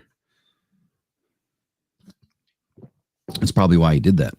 Yeah. That's another thing. So before I continue on the franchise tag, if you notice what the Lions are bringing in for offensive linemen, you have a lot of, Pacific Islander, you have Tongan, Hawaiian, Samoan. It seems like offensive linemen are trending to those heritages, those nationalities for whatever reason. It's because they're bigger men. It seems like they've got bigger bones. They're a different mentality. Some would even say they're very softer spoken, but man, they got a mean streak on the field. So interesting. And I believe the month of May is Asian Pacific Islander month, if I'm not mistaken. Heritage Month, I think it is. Yeah. So, all right. So franchise tag. Let's just say, according to the guys in here helping me out with my probable, it's hypothetically theoretical that the Lions could allow Goff to finish out his contract and then play on the franchise tag. Now, what would that look like for 2025? $38.3 million. So he'd only get a $5 million bump between this year and next year if that were to happen. So could they play the game? They could. They absolutely could. What would that do for the Lions? I think it would do a ton. I think it absolutely would do a ton. I'm sorry, that was the wrong number. $42.4 million is the franchise tag for next year. So if the franchise tag is 42.4, call it 42.5, there's no way that Jared Goff is going to sign a contract for less. And I've been saying that for a long time. I expected his contract to be $47.5 million. No matter what, that would have been the average per year. And now we're talking $55.5 million. I think that if it happens, it happens. Look, we need Goff. The dude's been absolutely electric. He's got a whip on this offense. Him and the rest of this offense, they're in lockstep, man. They work. They're a well-oiled machine, and you don't want to throw sand in it. You never want to throw sand in a well-oiled machine because it will start to crap out. And in the minute you start to mess with stuff, things always go wrong. Always go. You have to readjust, recalibrate, everything else. These guys are going to have to relearn, how a new quarterback throws and what that quarterback is thinking. And it's just different. It's not easy. Transitions are hard in the NFL between quarterbacks. And like we've always said, it's easier to get worse than it is to get better. What'd you say there? Chef Talks, Heritage Month. It is Heritage Month, right? Pacific Islander, Asian, Pacific, and something else. Pretty sure. I like what Rick says in the comments there. I think expecting Goff to play on a franchise tag is just disrespectful. And I think that's the way he would take it also. Yeah, I mean, at the same time, I mean, you hear some fans that say, well, Goff doesn't need the money. Goff doesn't care about the money. I mean, look, if I was really good at something, I would probably want to get paid for my services. If you're an expert, a subject matter expert, I think you're going to want to get paid for your services. If Goff was in charge of his own contracts, maybe he would give a break to the Lions. I don't know. But at the same time, this league is not for long, right? You only have so long to play. And these guys are the best at what they do. They deserve to get paid. They're not just putting their time and their energy and their commitment into this. I mean, they're literally putting their lives on the line playing football. It's a very dangerous sport. In any moment, anything tragic could happen.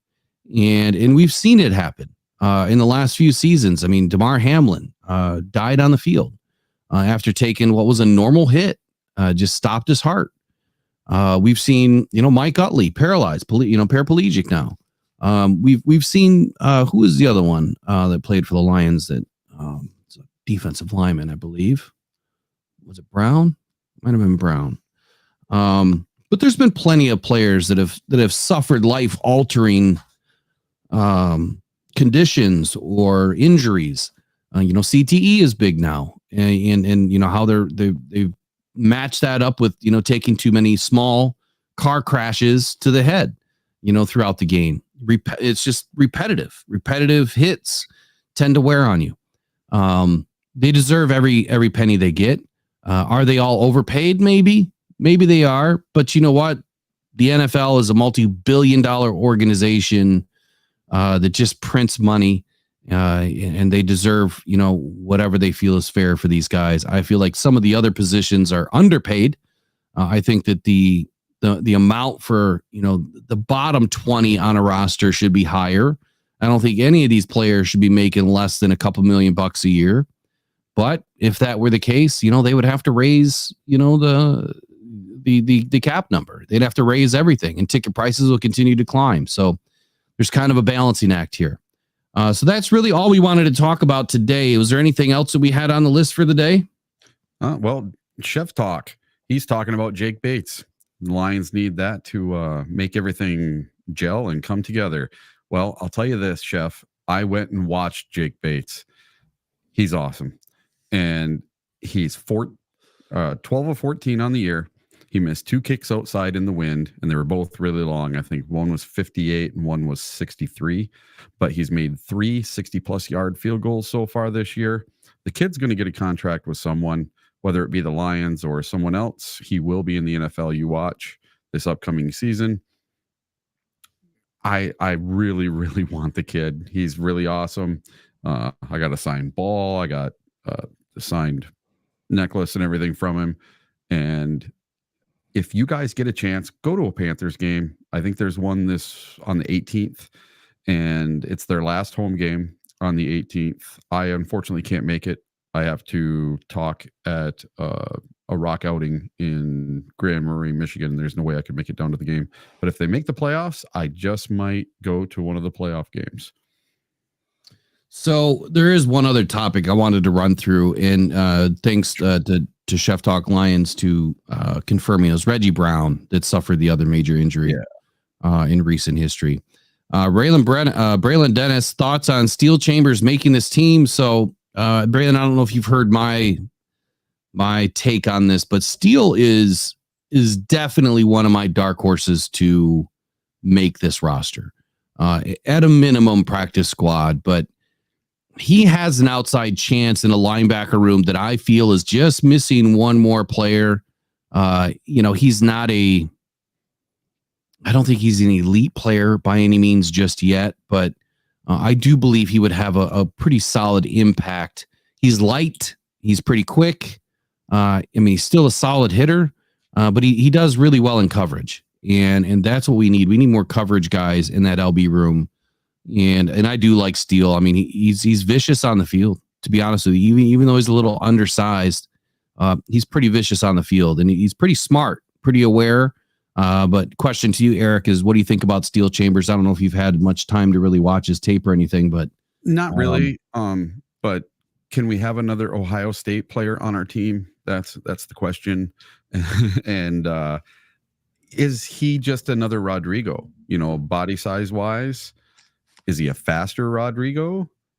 That's what I would have to ask about him. Oh, let's see. You mean an undersized linebacker? Yeah. More like Rodrigo. He's kind of a smaller framed linebacker.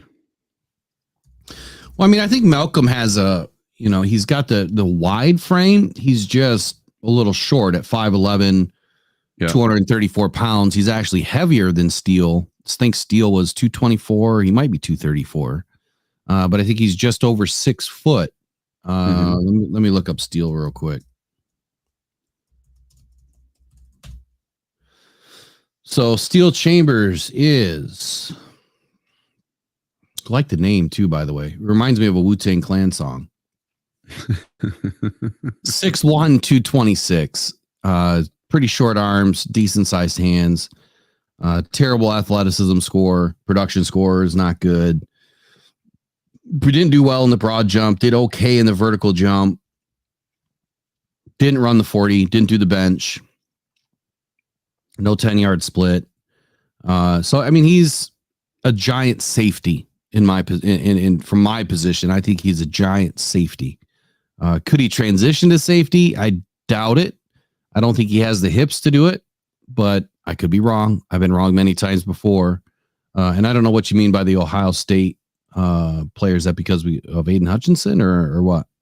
Well, no, just we're mostly Michigan or Michigan State fans for college wise, Oh, but we have to separate Saturdays and Sundays, man. We can't intertwine the two. We already have Decker. How many Ohio players are we going to let on this team? As many as we need to win. Let's just put it that way. Yeah.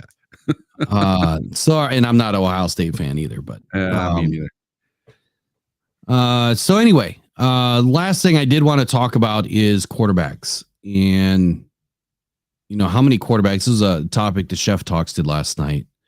And since we're talking about the quarterback contracts for Jared Goff, let's chat a little bit about what quarterbacks would you put over top of Jared Goff from a, who's better than who kind of category here. So we'll start with the NFC or the AFC. NFL starting quarterbacks projected in 2024. Right away, Baltimore Ravens, Lamar Jackson. So as we just spoke about a few moments ago, Lamar Jackson was not as accurate as Jared Goff in 2023. Did have a really good season. Is he better than Jared Goff? If you were to put the separators in, Lamar is mobile, Jared Goff is not. From a pure pocket passing standpoint, I would say that Jared Goff is better as a pocket passer. Lamar Jackson is starting to become a better pocket passer, but I do believe that Lamar is pretty solid at both sides of the football there, running the football and throwing the football. I think what it really comes down to is intelligence here. And I don't know Lamar Jackson's intelligence factor above Jared Goff. So for that reason, I can't put Lamar ahead of Jared Goff, but I say that they're probably in the same conversation as to their impact on their team and their team's ability to win football games, I think is what we're kind of talking about here when we look at what quarterbacks are better than others, right? Or where would you rank these guys? And then how do they fit monetarily, from a contract perspective? So Lamar Jackson, I'm going to put him in the top 5 of quarterbacks right now, and we'll see where that ends up. So for you, what do you agree or disagree? We'll just go agree or disagree. Yeah, I agree. Buffalo Bills, Josh Allen. So Josh Allen, again, I think that he fits the mold of, obviously he's mobile. He's not a true dual threat. He's been settling down a little bit as he's aged through the NFL to become more of just that pocket passing presence. But again, it's can he affect his team with wins or losses? Is he going to win more than he loses? And I would say the answer is yes. I believe that Josh Allen also needs the right type of cast around him. He's going to miss Stephon Diggs this year, even though they really didn't get along this last season. I don't know if the Buffalo Bills have done enough to surround Josh Allen with enough talent. We'll see what the rookies do in any UDFAs they bring in. But when it comes to, comparing Jared Goff to Josh Allen, again, I think that they're in the same conversation, that they both have a really positive chance of helping their team win versus helping their team lose. So I'm going to place Josh Allen in that top 7 conversation. You agree or disagree? I'd agree with you. Okay. Joe Burrow, obviously coming off of injury. Look, Joe is extremely beneficial to the Cincinnati Bengals. He has helped this team win. I'd have to say that I've watched more games of Joe Burrow where he's helping his team win versus losing. But when we talk again, is Jared Goff better than Joe Burrow? Are they in the same conversation? This is one where I'm going to give the edge to Jared Goff right now. They've been in the league, roughly the same amount of time. I can't remember. Joe Burrow came in 2020, I believe. So Goff has a few seasons on him. But I'm going to give the edge to Jared Goff in this situation. I think that Joe's got, an amazing upside. But I'm just not going to put him over Jared Goff at this point. So to recap right now, Lamar Jackson, I have him in the same conversation as Jared Goff. Josh Allen, I have him in the same conversation as Jared Goff. Joe Burrow, I've got Jared Goff over Joe Burrow at this point. Would you agree or disagree with that? Oh, yes. And Burrow's got the injury history, Mm-hmm. So durability is a big question. That's when you look back at Lamar Jackson, he's got the same thing. He's got a lot of injury history. He can't stay on the field. It seems like Josh Allen, not so much of an injury history. Deshaun Watson, Cleveland Browns, even to Chef Talk's point last night, he said that, maybe years ago, you probably would have put Deshaun Watson over Jared Goff. I think that Deshaun's a train wreck. I think it was an absolute mistake of a contract. Something tells me, and I've said this on the conspiracy theory point before, I think that Deshaun Watson knew too much about something. There was no reason in the world this guy gets a fully guaranteed $200+ million contract. It made zero sense. So, but on the topic that we're discussing here, is he better than Jared Goff? Maybe as a running back, he would be. As a quarterback, I think Jared Goff is far and away above Deshaun Watson. What do you agree or disagree on that one? I totally 100% agree with that. The Cleveland Browns made the mistake of the century giving him that contract. Right next to the Broncos with Russell Wilson. Yeah. Who's up next? Denver Broncos. I don't even know who Jared Stidham is, but they drafted Bo Nix. And obviously with rookies, again, kind of what Chef Talks was talking about last night, you can't put a rookie ahead of any quarterback that has started a game in the NFL. You just can't. So obviously I have Jared Goff, well above any rookie. I don't care who they are. But the next guy, CJ Stroud. So CJ Stroud last year, obviously I would have said, Jared Goff is better than CJ Stroud. This year, I will tell you that CJ Stroud has the potential to be the next great in the NFL. I believe that. I said that last year during the draft. I thought that he was the best quarterback coming out of that draft, and he made me out to not be a liar last year, which is hard to do when you're talking about drafts. But this year, look, I think that CJ's in the conversation. I think he's going to have a better season, even better than last year, which is going to be hard to top. His rookie season was phenomenal. I don't see any sophomore slump for this kid, but I'm going to put CJ Stroud in that top 7 conversation right now. So like I said, I've got Lamar Jackson in the top 5.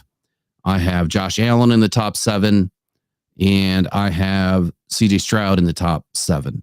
Indianapolis Colts, Anthony Richardson. Look, he just hasn't done enough. Do you agree or disagree on Stroud? Stroud, I'd put him just behind Goff. Okay. So next up, Anthony Richardson.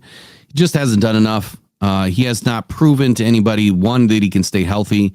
I think he has a lot of upside, but nowhere near the talent level of Jared Goff, from being able to command an offense to putting your team in position to win.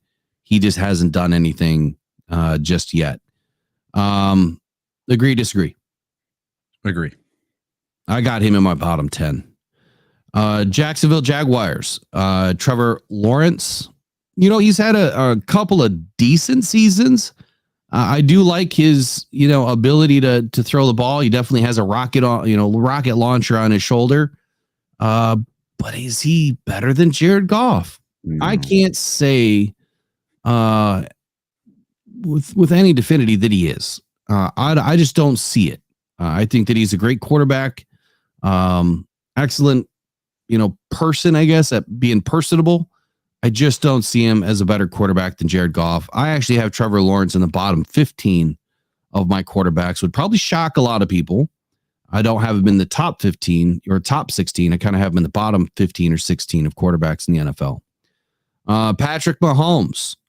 So Patrick Mahomes, Kansas City Chiefs. Obviously, right now, Patrick Mahomes is the guy in the NFL. Whether you believe he's the best quarterback in the NFL or not could be debated. But clearly, Patrick Mahomes is in the top 5 of quarterbacks in the NFL. And just because he's won Super Bowls, I have to put him ahead of Jared Goff. Have to. Oh, yeah. Doesn't mean that I believe that Jared Goff can't beat him, because clearly he did, and he can. Matter of fact, I don't think Jared Goff has ever lost to Kansas City. Nope. He's never lost to Mahomes. It's hard, man. It's hard when you talk about Super Bowl winning quarterbacks in a conversation of comparing them to your quarterback, because I feel like that's always going to give you the edge. Even if they're not as good of a quarterback, which obviously Patrick Mahomes, you can't deny, who he is and what he does on the football field. So Patrick Mahomes in the top 5. Las Vegas Raiders, Aiden O'Connell, who clearly bottom 10 of quarterbacks right now. I don't even think we need to go agree or disagree on that one. Nope. Justin Herbert. Again, I put him in that same conversation of great quarterback. I think he left a lot on the table last year.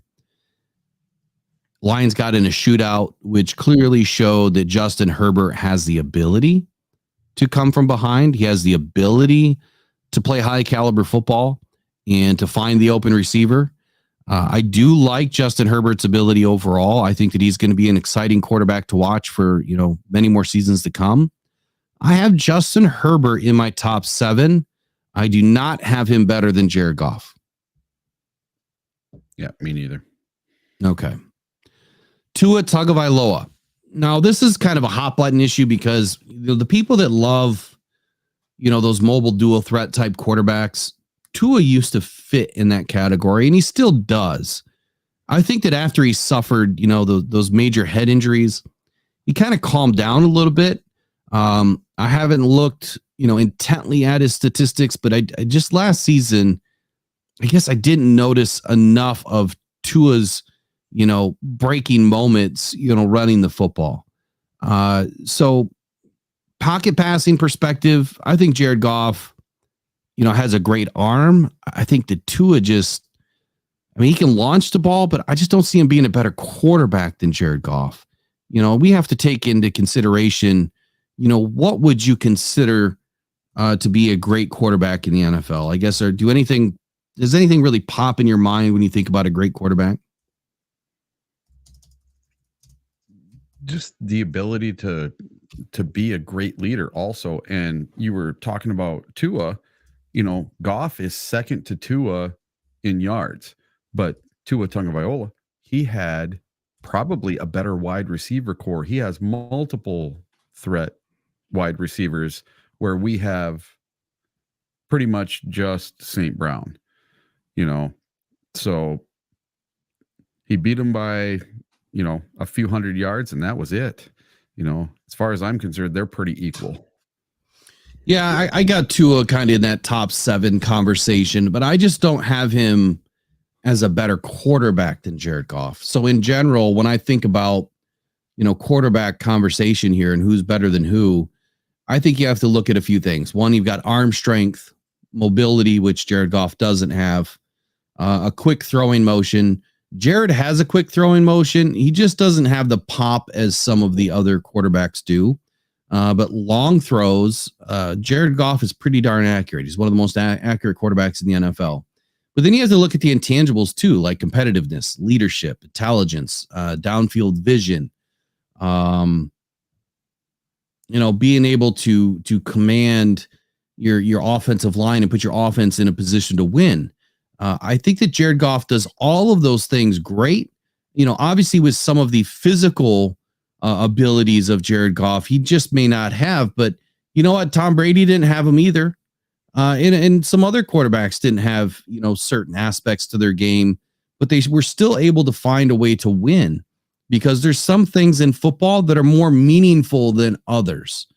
And I think that your leadership and your intelligence and your vision and your competitiveness, I think all of that reigns above any physical attribute. We've seen, players like, Doug Flutie. I mean, come on, Doug Flutie, tiny quarterback, right? But the dude just willed his way to win. Found Drew Brees didn't have all the physical gifts, had a powerful arm, but found ways to win. I mean, shoot, Patrick Mahomes, look at his dad bod pictures all over the internet. The dude looks like a complete dad. I mean, looks out of shape, finds ways to win. So you don't have to be some, physical god to play quarterback in the NFL. You just have to have the right tools. And I think a lot of it belongs upstairs in the brain.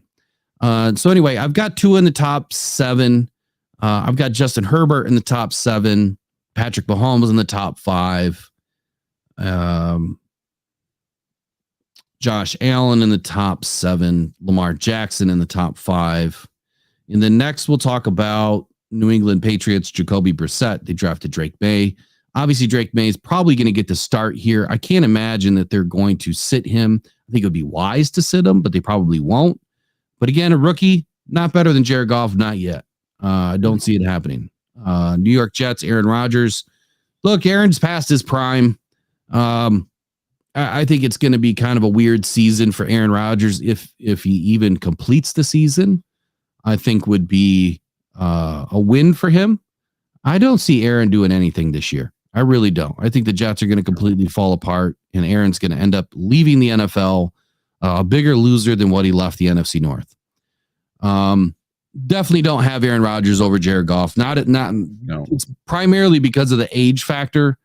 Now, if this was 10 years ago, obviously Aaron's a better quarterback. Even 5 years ago, Aaron's a better quarterback than Jared Goff. But right now, I do not have Aaron Rodgers as a better quarterback than Jared Goff. Pittsburgh Steelers. I mean, take your pick. Russell Wilson, Justin Fields. Look, 10 years ago, Russell Wilson, better quarterback. Maybe 5 years ago, Russell Wilson, better quarterback. Justin Fields never held a candle to Jared Goff. But both of them right now, I do not have them better than Jared Goff. And I don't even have them, they're in the bottom 16 of quarterbacks for me. Aaron Rodgers is in the top 16, but he's not cracking my top 10 or top 7. Drake May, no clue what he is. Next up, Tennessee Titans, Will Levis. Clearly didn't show us enough last year. I think he's got good talent.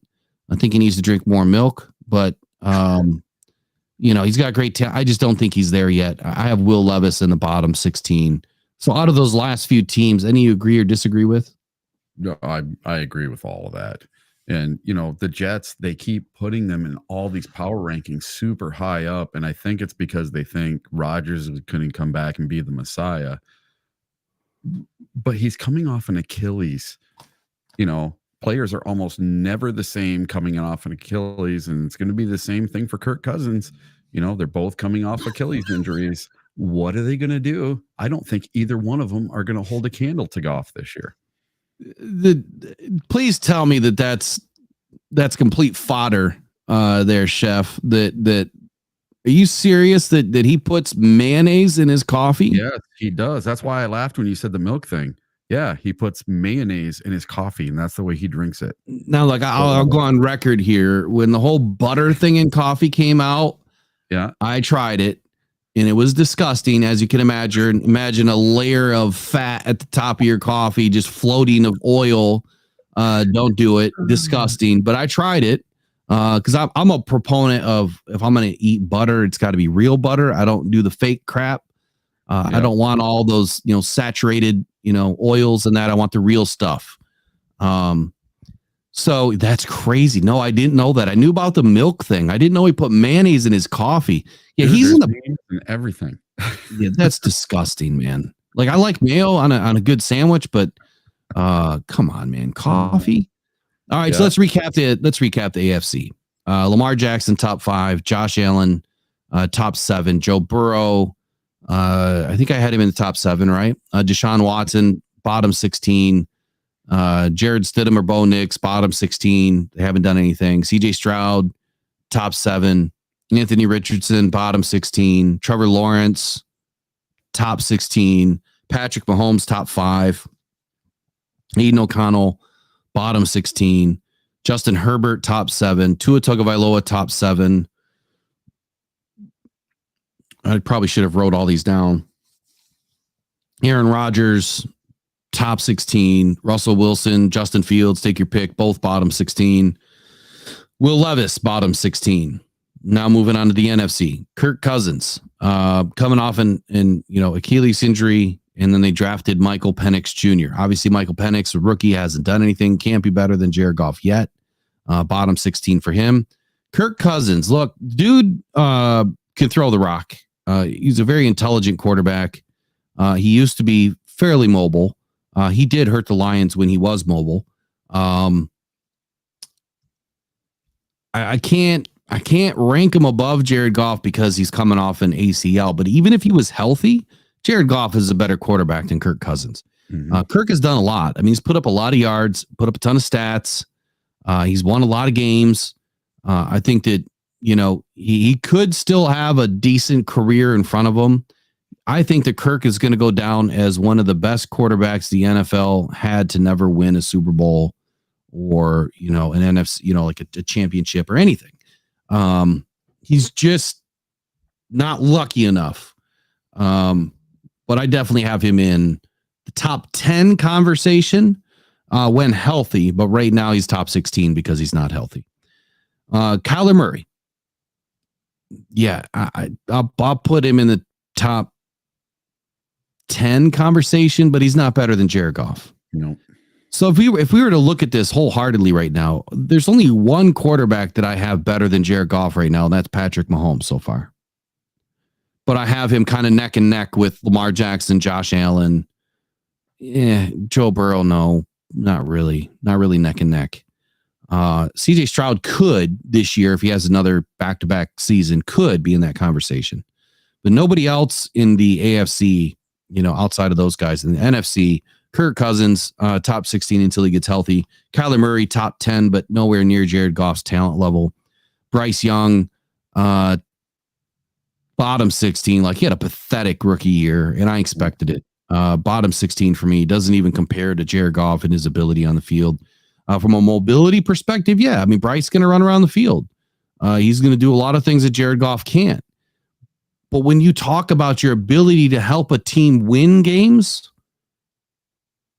I saw Bryce Young lose games, right? Jared Goff wins games.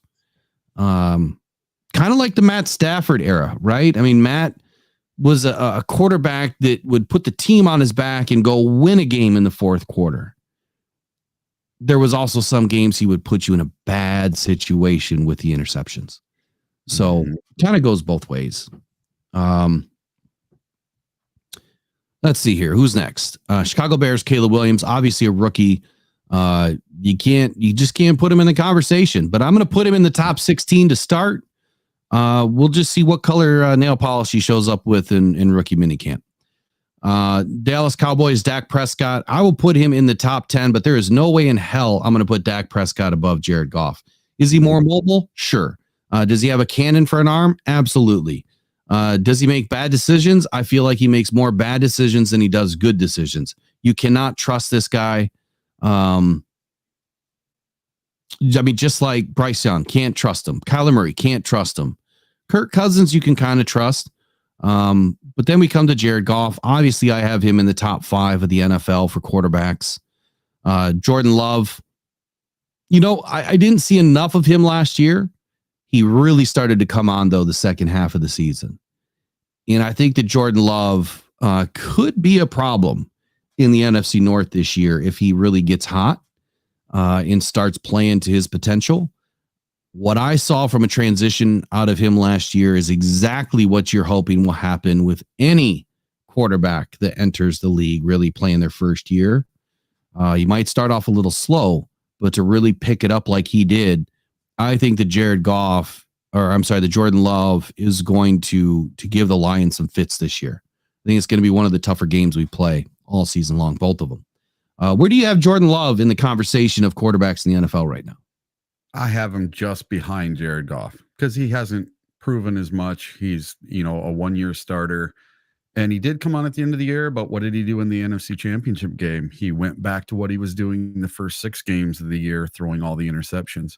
So he's the one that's a super true wild card for next year. He could either fall off and be like he was in the beginning of the year, throwing all sorts of interceptions. But was that his wide receivers running the wrong routes? That's what I've heard from Packer fans, that they had to get all the receivers on the same page. And as soon as they did, everything kind of turned around for them. And he, to me, is an enigma. I don't think personally that he is the next second coming of Aaron Rodgers or Brett Favre. I don't think they struck super gold 3 in a row. I think that personally, Love might come back down to earth a little bit next year and not put up quite the same numbers he did last year. So a little bit less than Jared Goff. So I have Jordan Love in the top 16. So that tells you how much I don't believe, in him being an NFL great right now. But I think he's trending, and I'll leave it at that. I think he's trending. And to your point, what Jordan Love is going to show up on Sunday? Is it going to be the guy that caught fire middle of the season, thrashed us on Thanksgiving? Yeah. Or is it going to be the Jordan Love that we thrashed in week 4? So there's 2 sides to Jordan Love, and I think a lot of that was his rookie, but not really rookie season playing in the NFL. A lot of bumps and bruises, a lot of ebbs and flows. So I got him top 16, but if he starts out hot, there quickly he's going to earn top 10 in this league quickly if he can start out hot. So right now, the only quarterbacks that I have above Jared Goff is Patrick Mahomes. I have him neck and neck with Lamar Jackson, Josh Allen. Joe Burrow's in the conversation. There's no way I could put Joe Burrow above Jared Goff. Not yet. You got to see him come back from injury. Kirk Cousins, again, if he was healthy, I would kind of have him neck and neck with Jared Goff.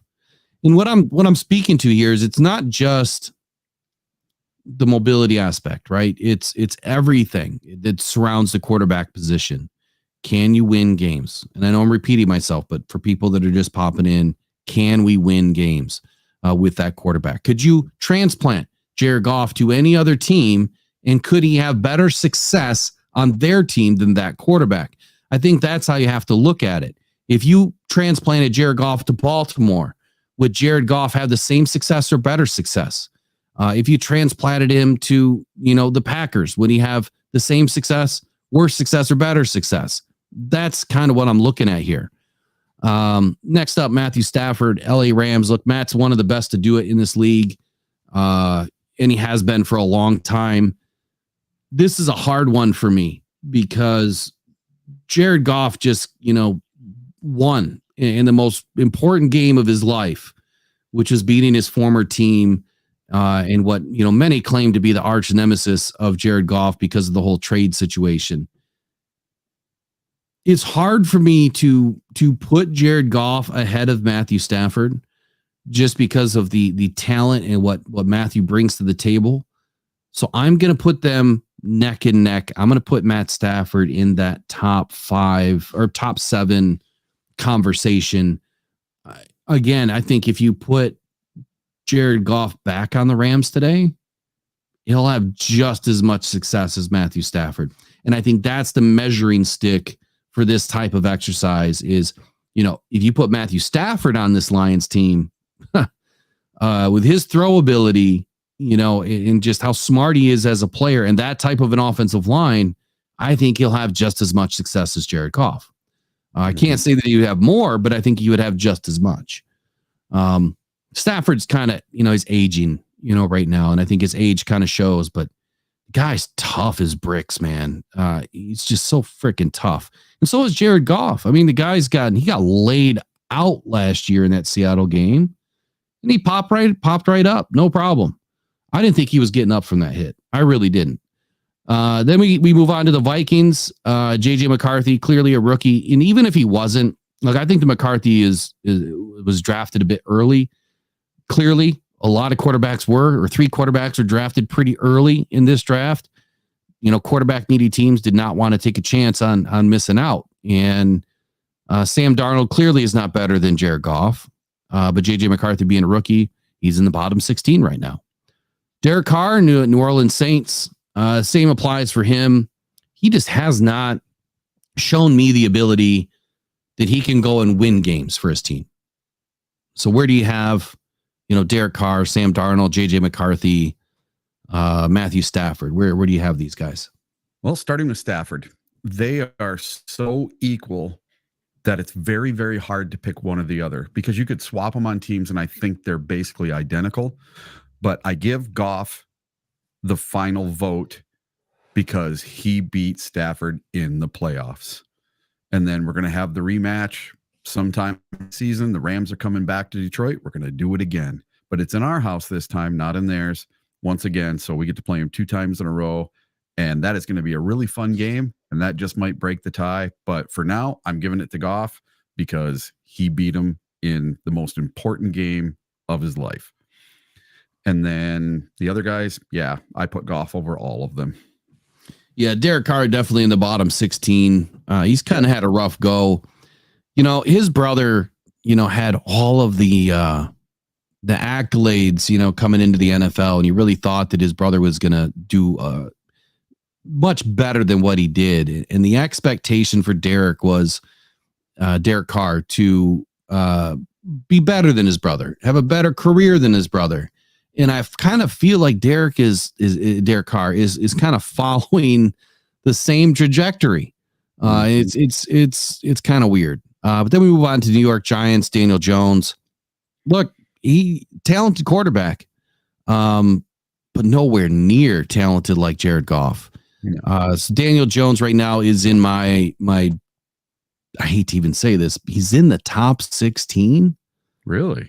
Yep.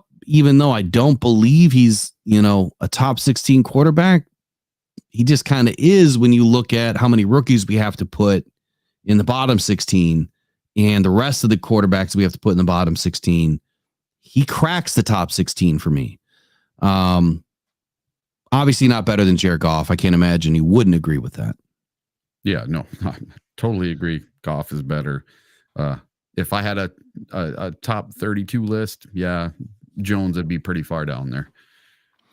So then you've got Jalen Hurts, Philadelphia Eagles. Jalen, he can affect a team in positive ways. Yep. He can also affect a team in negative ways. Last year, I think the Philadelphia Eagles issue was the injuries. They had too many injuries at the wrong time. Didn't they bring Matt Patricia in to run the defense at some point? Yeah. Yep. That's what smoked that team. Wherever Patricia lands, he completely blows up a team. So I don't know why people haven't learned this by now. Is he another guy that just has too much information on people because he continues to get chances? I could have done a better job than that. And I don't even know their playbook. I would have just blindly picked something and it probably would have worked better. I couldn't believe that they brought him in with Darius Slay, the guy that he called out so publicly in front of the whole team and told him to stop sucking the other guy's schlong, Oh my God. And he did it. He put it up on a teleprompter in the meeting room for the whole team to see. How do you bring in a coach that does something like that? Yeah, I don't get it, man. Epic collapse at the end of the year last year. That's exactly why they had the epic collapse. It had nothing to do with the offense. That was all defense. So for Jalen Hurts, he's clearly in my top 5 conversation right now. And I think I'm now maxed out in the top 5. So I've got Jalen Hurts, Jared Goff, Matthew Stafford, or top 7. I'm sorry, Matthew Stafford, Lamar Jackson, Josh Allen. That's 5. Patrick Mahomes. That's 6. And Justin Herbert. That's 7. So that's my top 7 for quarterbacks. And you're probably wondering, Brock Purdy, San Francisco 49ers, why is he not in my top 7? Look, I think that Brock Purdy has captured lightning in a bottle. I think that he's absolutely had 2 stellar seasons, making his way into the NFL. They went to the Super Bowl, 2 seasons ago, right? Was it 2 seasons or 3 seasons ago? They went to the Super Bowl. Something like that. Yeah. And last year. Yeah, but it was his first season though. Yeah. Yeah. Year before last. It was 2 seasons ago, right? Yeah, it was 2 seasons ago. So clearly, they went through multiple quarterbacks in that game. Couldn't pull it out. But if he was healthy, would they have won? I don't know. Brock Purdy, I think that he belongs in the top 7. I think you could probably interchange him with somebody like, Matthew Stafford or Jalen Hurts, or Lamar Jackson, Josh Allen, even Jared Goff. So the biggest question is he better than Jared Goff? Well, Brock has an innate ability to win games. He really does. I just don't know if he's a better quarterback than Jared Goff. If you were to transplant Jared to the 49ers, would he be a better quarterback than Jared Goff? At the end of the day, I've got my top 7 list. I'm going to have to squeeze Brock Purdy in it. And for that reason, I have to drop somebody out. And that person is going to be... I don't have a drum roll. I need a drum roll. I think I got one on this thing. That person is going to be Matthew Stafford. Oh, wow. So I'm gonna bounce Stafford out of the top 7. I'm gonna squeeze Brock in. I know, but that means that Stafford's right at 8 then, right? Right at 8. Now, this is not like my predictions for where these quarterbacks are going to finish this year. We're just talking about comparison to Jared Goff. And are they better than Jared Goff? How close are they to Jared Goff? Where does Jared Goff belong in the conversation? And I think that this has the conversation around his contract too. Where does he belong in the realm of, contract dollars? He's going to break the bank. He's going to get the largest contract in the league is what's been spoken about last night. And we'll see where it goes. So the last 3, Geno Smith, Baker Mayfield, Marcus Mariota, and then obviously the Washington Commanders selected Jaden Daniels, number 2 overall. Marcus Mariota, bottom 16 for sure. Jaden Daniels has to be in the bottom 16 because he's a rookie. Baker Mayfield, solid quarterback. He's in my top 16. And then Geno Smith, solid quarterback. He's in my top 16, just not better than Jared Goff. I think that both Geno and Baker, they do have, some solid, intangibles to them. Obviously, they can help their teams win. They've shown the ability to do that, just not better than Jared Goff. So any of those you agree or disagree with? I agree with all that. And Baker and Geno, I think they're basically the same quarterback. They're very, very similar. So now let's talk top 7. We've got Brock Purdy, Jared Goff. Matthew Stafford is just edging it out.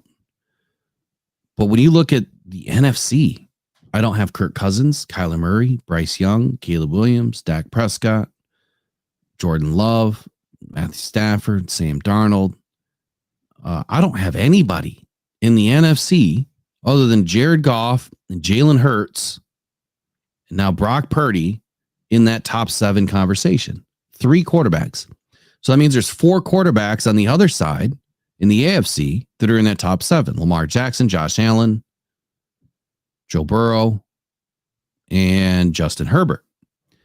Out of all those 7 or the 6 quarterbacks that are not named Jared Goff, how many are in front of Jared Goff? 2. Who do you got?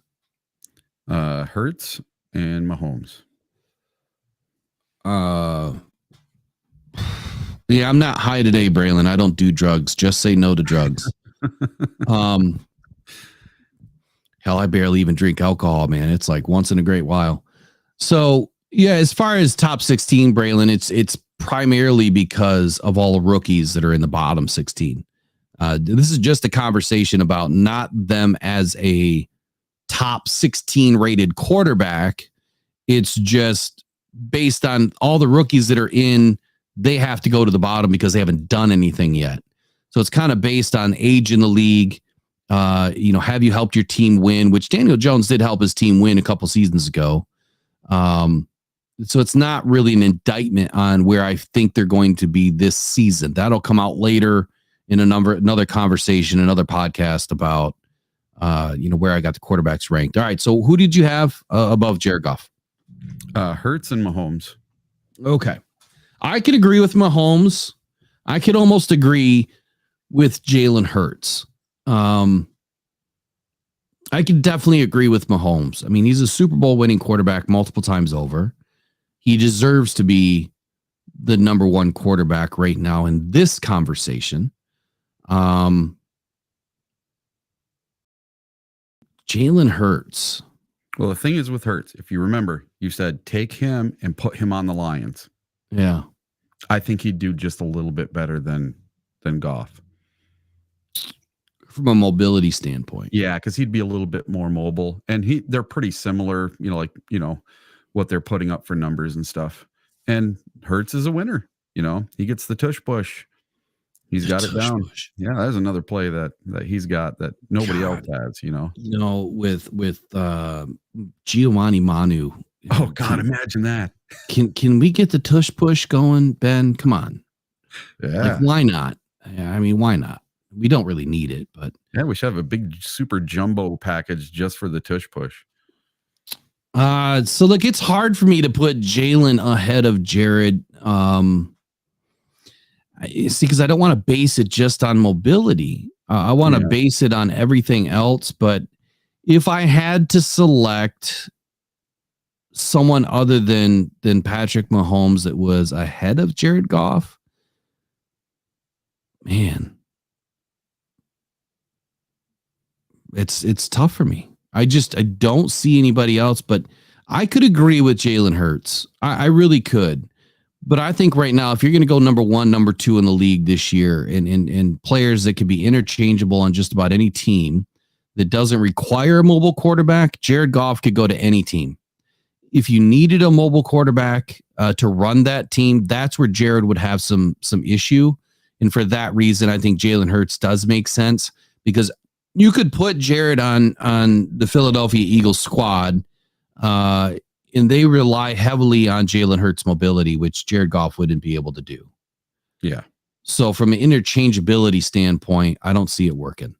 I don't know if Jalen would do better on the Lions because, again, you've got a pure pocket passer in Jared Goff running that team, where Jalen Hurts throws a good ball, but he's not a pure pocket passer. I think any quarterback that comes to the Lions would do great behind that offensive line, which all quarterbacks require a great offensive line. And obviously I didn't get really granular with this. Like, I could have went really granular with stats and, offensive line rankings and, get deep into the minute stats, the granular stats that can really help us identify. I mean, this is kind of a popularity contest as well as, just how effective are these quarterbacks if they are transplanted from team A to team B, and who would be better. So if there were two quarterbacks that could be better than Jared Goff, it would be Jalen Hurts and Patrick Mahomes here in 2024, I guess is what we're going to roll with today. Let us know what you guys think and feel in the comments. Do us a favor, like and share this stream. Like is the big thing. It helps us get in front of more people. Let's drive our morning audience up. We need to get a few hundred people. Come season, we will. Right now we're in the off season, but help us get out there. If you guys have not subscribed to the channel, I would sincerely urge and appreciate if you did. You guys are clearly the best sponsors and supporters of this channel. You are why we are here, and we certainly appreciate it. So the one and only poll that we did today, your favorite rookie from 2023. Man, it's a neck and neck race. You got Gibbs at 31%, LaPorta at 40%, and Branch at 28%. Jack Campbell didn't get one singular vote out of 89 votes. Can I vote for Jack Campbell? I can't vote. One in there. Somebody vote for Campbell. We need one. Apparently, I can't vote. So anyway, LaPorta was your favorite rookie of 2023. Look, I can't say that that's a bad choice. I think Gibbs and LaPorta both were pure electricity, like someone said earlier. Gibbs is closer to electricity than most electricians. It's going to be a phenomenal 2024. But man, 2.5 hour Friday podcast today, sending you guys off on your weekend, right? Anything you want to leave everybody with? Yeah. So the chat was off the hook today. Thank you guys. This has been our longest morning show that I've ever done with Will. And today was incredible. It was awesome. No gremlins. Yeah, no gremlins, right? Yeah, we made it. Finally. Yeah, now I'll probably have them the rest of the day. Thanks, Eric. Yeah. Appreciate it. Trying not to curse anything, but man, those gremlins, they always do something with electronics. We're talking about electricity. These computers, they do what they want to do. So I'm going to go jump back on the tractor and install 100 plants and brand new landscaping and everything else. That'll be my weekend. I hope you guys enjoy the rest of your weekend and, intently watch the news as it's going to be popping out. I will be doing some breaking news as it comes out throughout the weekend. Anything that is, talk worthy of the Detroit Lions in the rookie minicamp, we will get you guys that information. Let's just hope and pray that these Lions stay healthy this week. We don't need any early season injuries. There probably will be some tweaks. There could be some ankles, some hamstrings, who knows? But those things they can recover from fairly quickly. It seems like every year something always happens. And it's because, these guys haven't been stretching the right way. And, maybe they're a little bit, dehydrated. And then that's where these minor injuries can come from. But hopefully they stay away from the soft tissue injuries and stay healthy this weekend. And man, I'm looking forward to it. And I'm really looking forward to Monday. So Monday night's podcast, we have Giovani Manu's recruiter and former offensive line coach will be joining the podcast. We're going to be getting you guys the inside scoop on the big man, 6'8", 354-pound Giovani Manu. I'm really excited to see what he's going to bring to the table. Brad Holmes says he's a project. I believe it, but how long is he going to remain a project and not push for some sort of time? I don't see him cracking the starting roster, but hey, if we get an injury somewhere, hopefully we don't. Giovani might be playing sooner than we think. We just don't know. He might be utilizing some special, goal line packages. That big body is kind of hard to keep the tush push. He's kind of hard to keep off the field, right? John Knight, no idea, just disappeared. So no clue. We got plenty more coming up by way of guests and everything else that'll be coming on the show. So we'll see you guys tonight. I'm supposed to do a podcast. It's Friday night. I'm still undecided. We'll see how the day goes. We might be doing breaking news throughout the day instead. And then there will be no Sunday night podcast this weekend. I've got to get prepared for Monday, but I've got a busy weekend this weekend. So if I do get on tonight, just pay attention to the YouTube notifications. If you haven't turned them on, please turn them on. That's the best way to know when we're coming out and when videos are released, or when we're coming live and when videos are released, is turn on the notifications. But that's it for Rise and Grind Morning Show. It's Friday, May 10th, 2024. Rookie Minicamp is underway. And Eric, we'll be talking to you throughout the weekend. Yeah, sounds good. Appreciate you coming on again this morning. Yeah, we'll see you guys next week, Monday, 5 days a week now. Rise and Grind Morning Show right here, 8 a.m. on Rock Down Podcast Network. You guys have an awesome weekend. Take care. Bye-bye.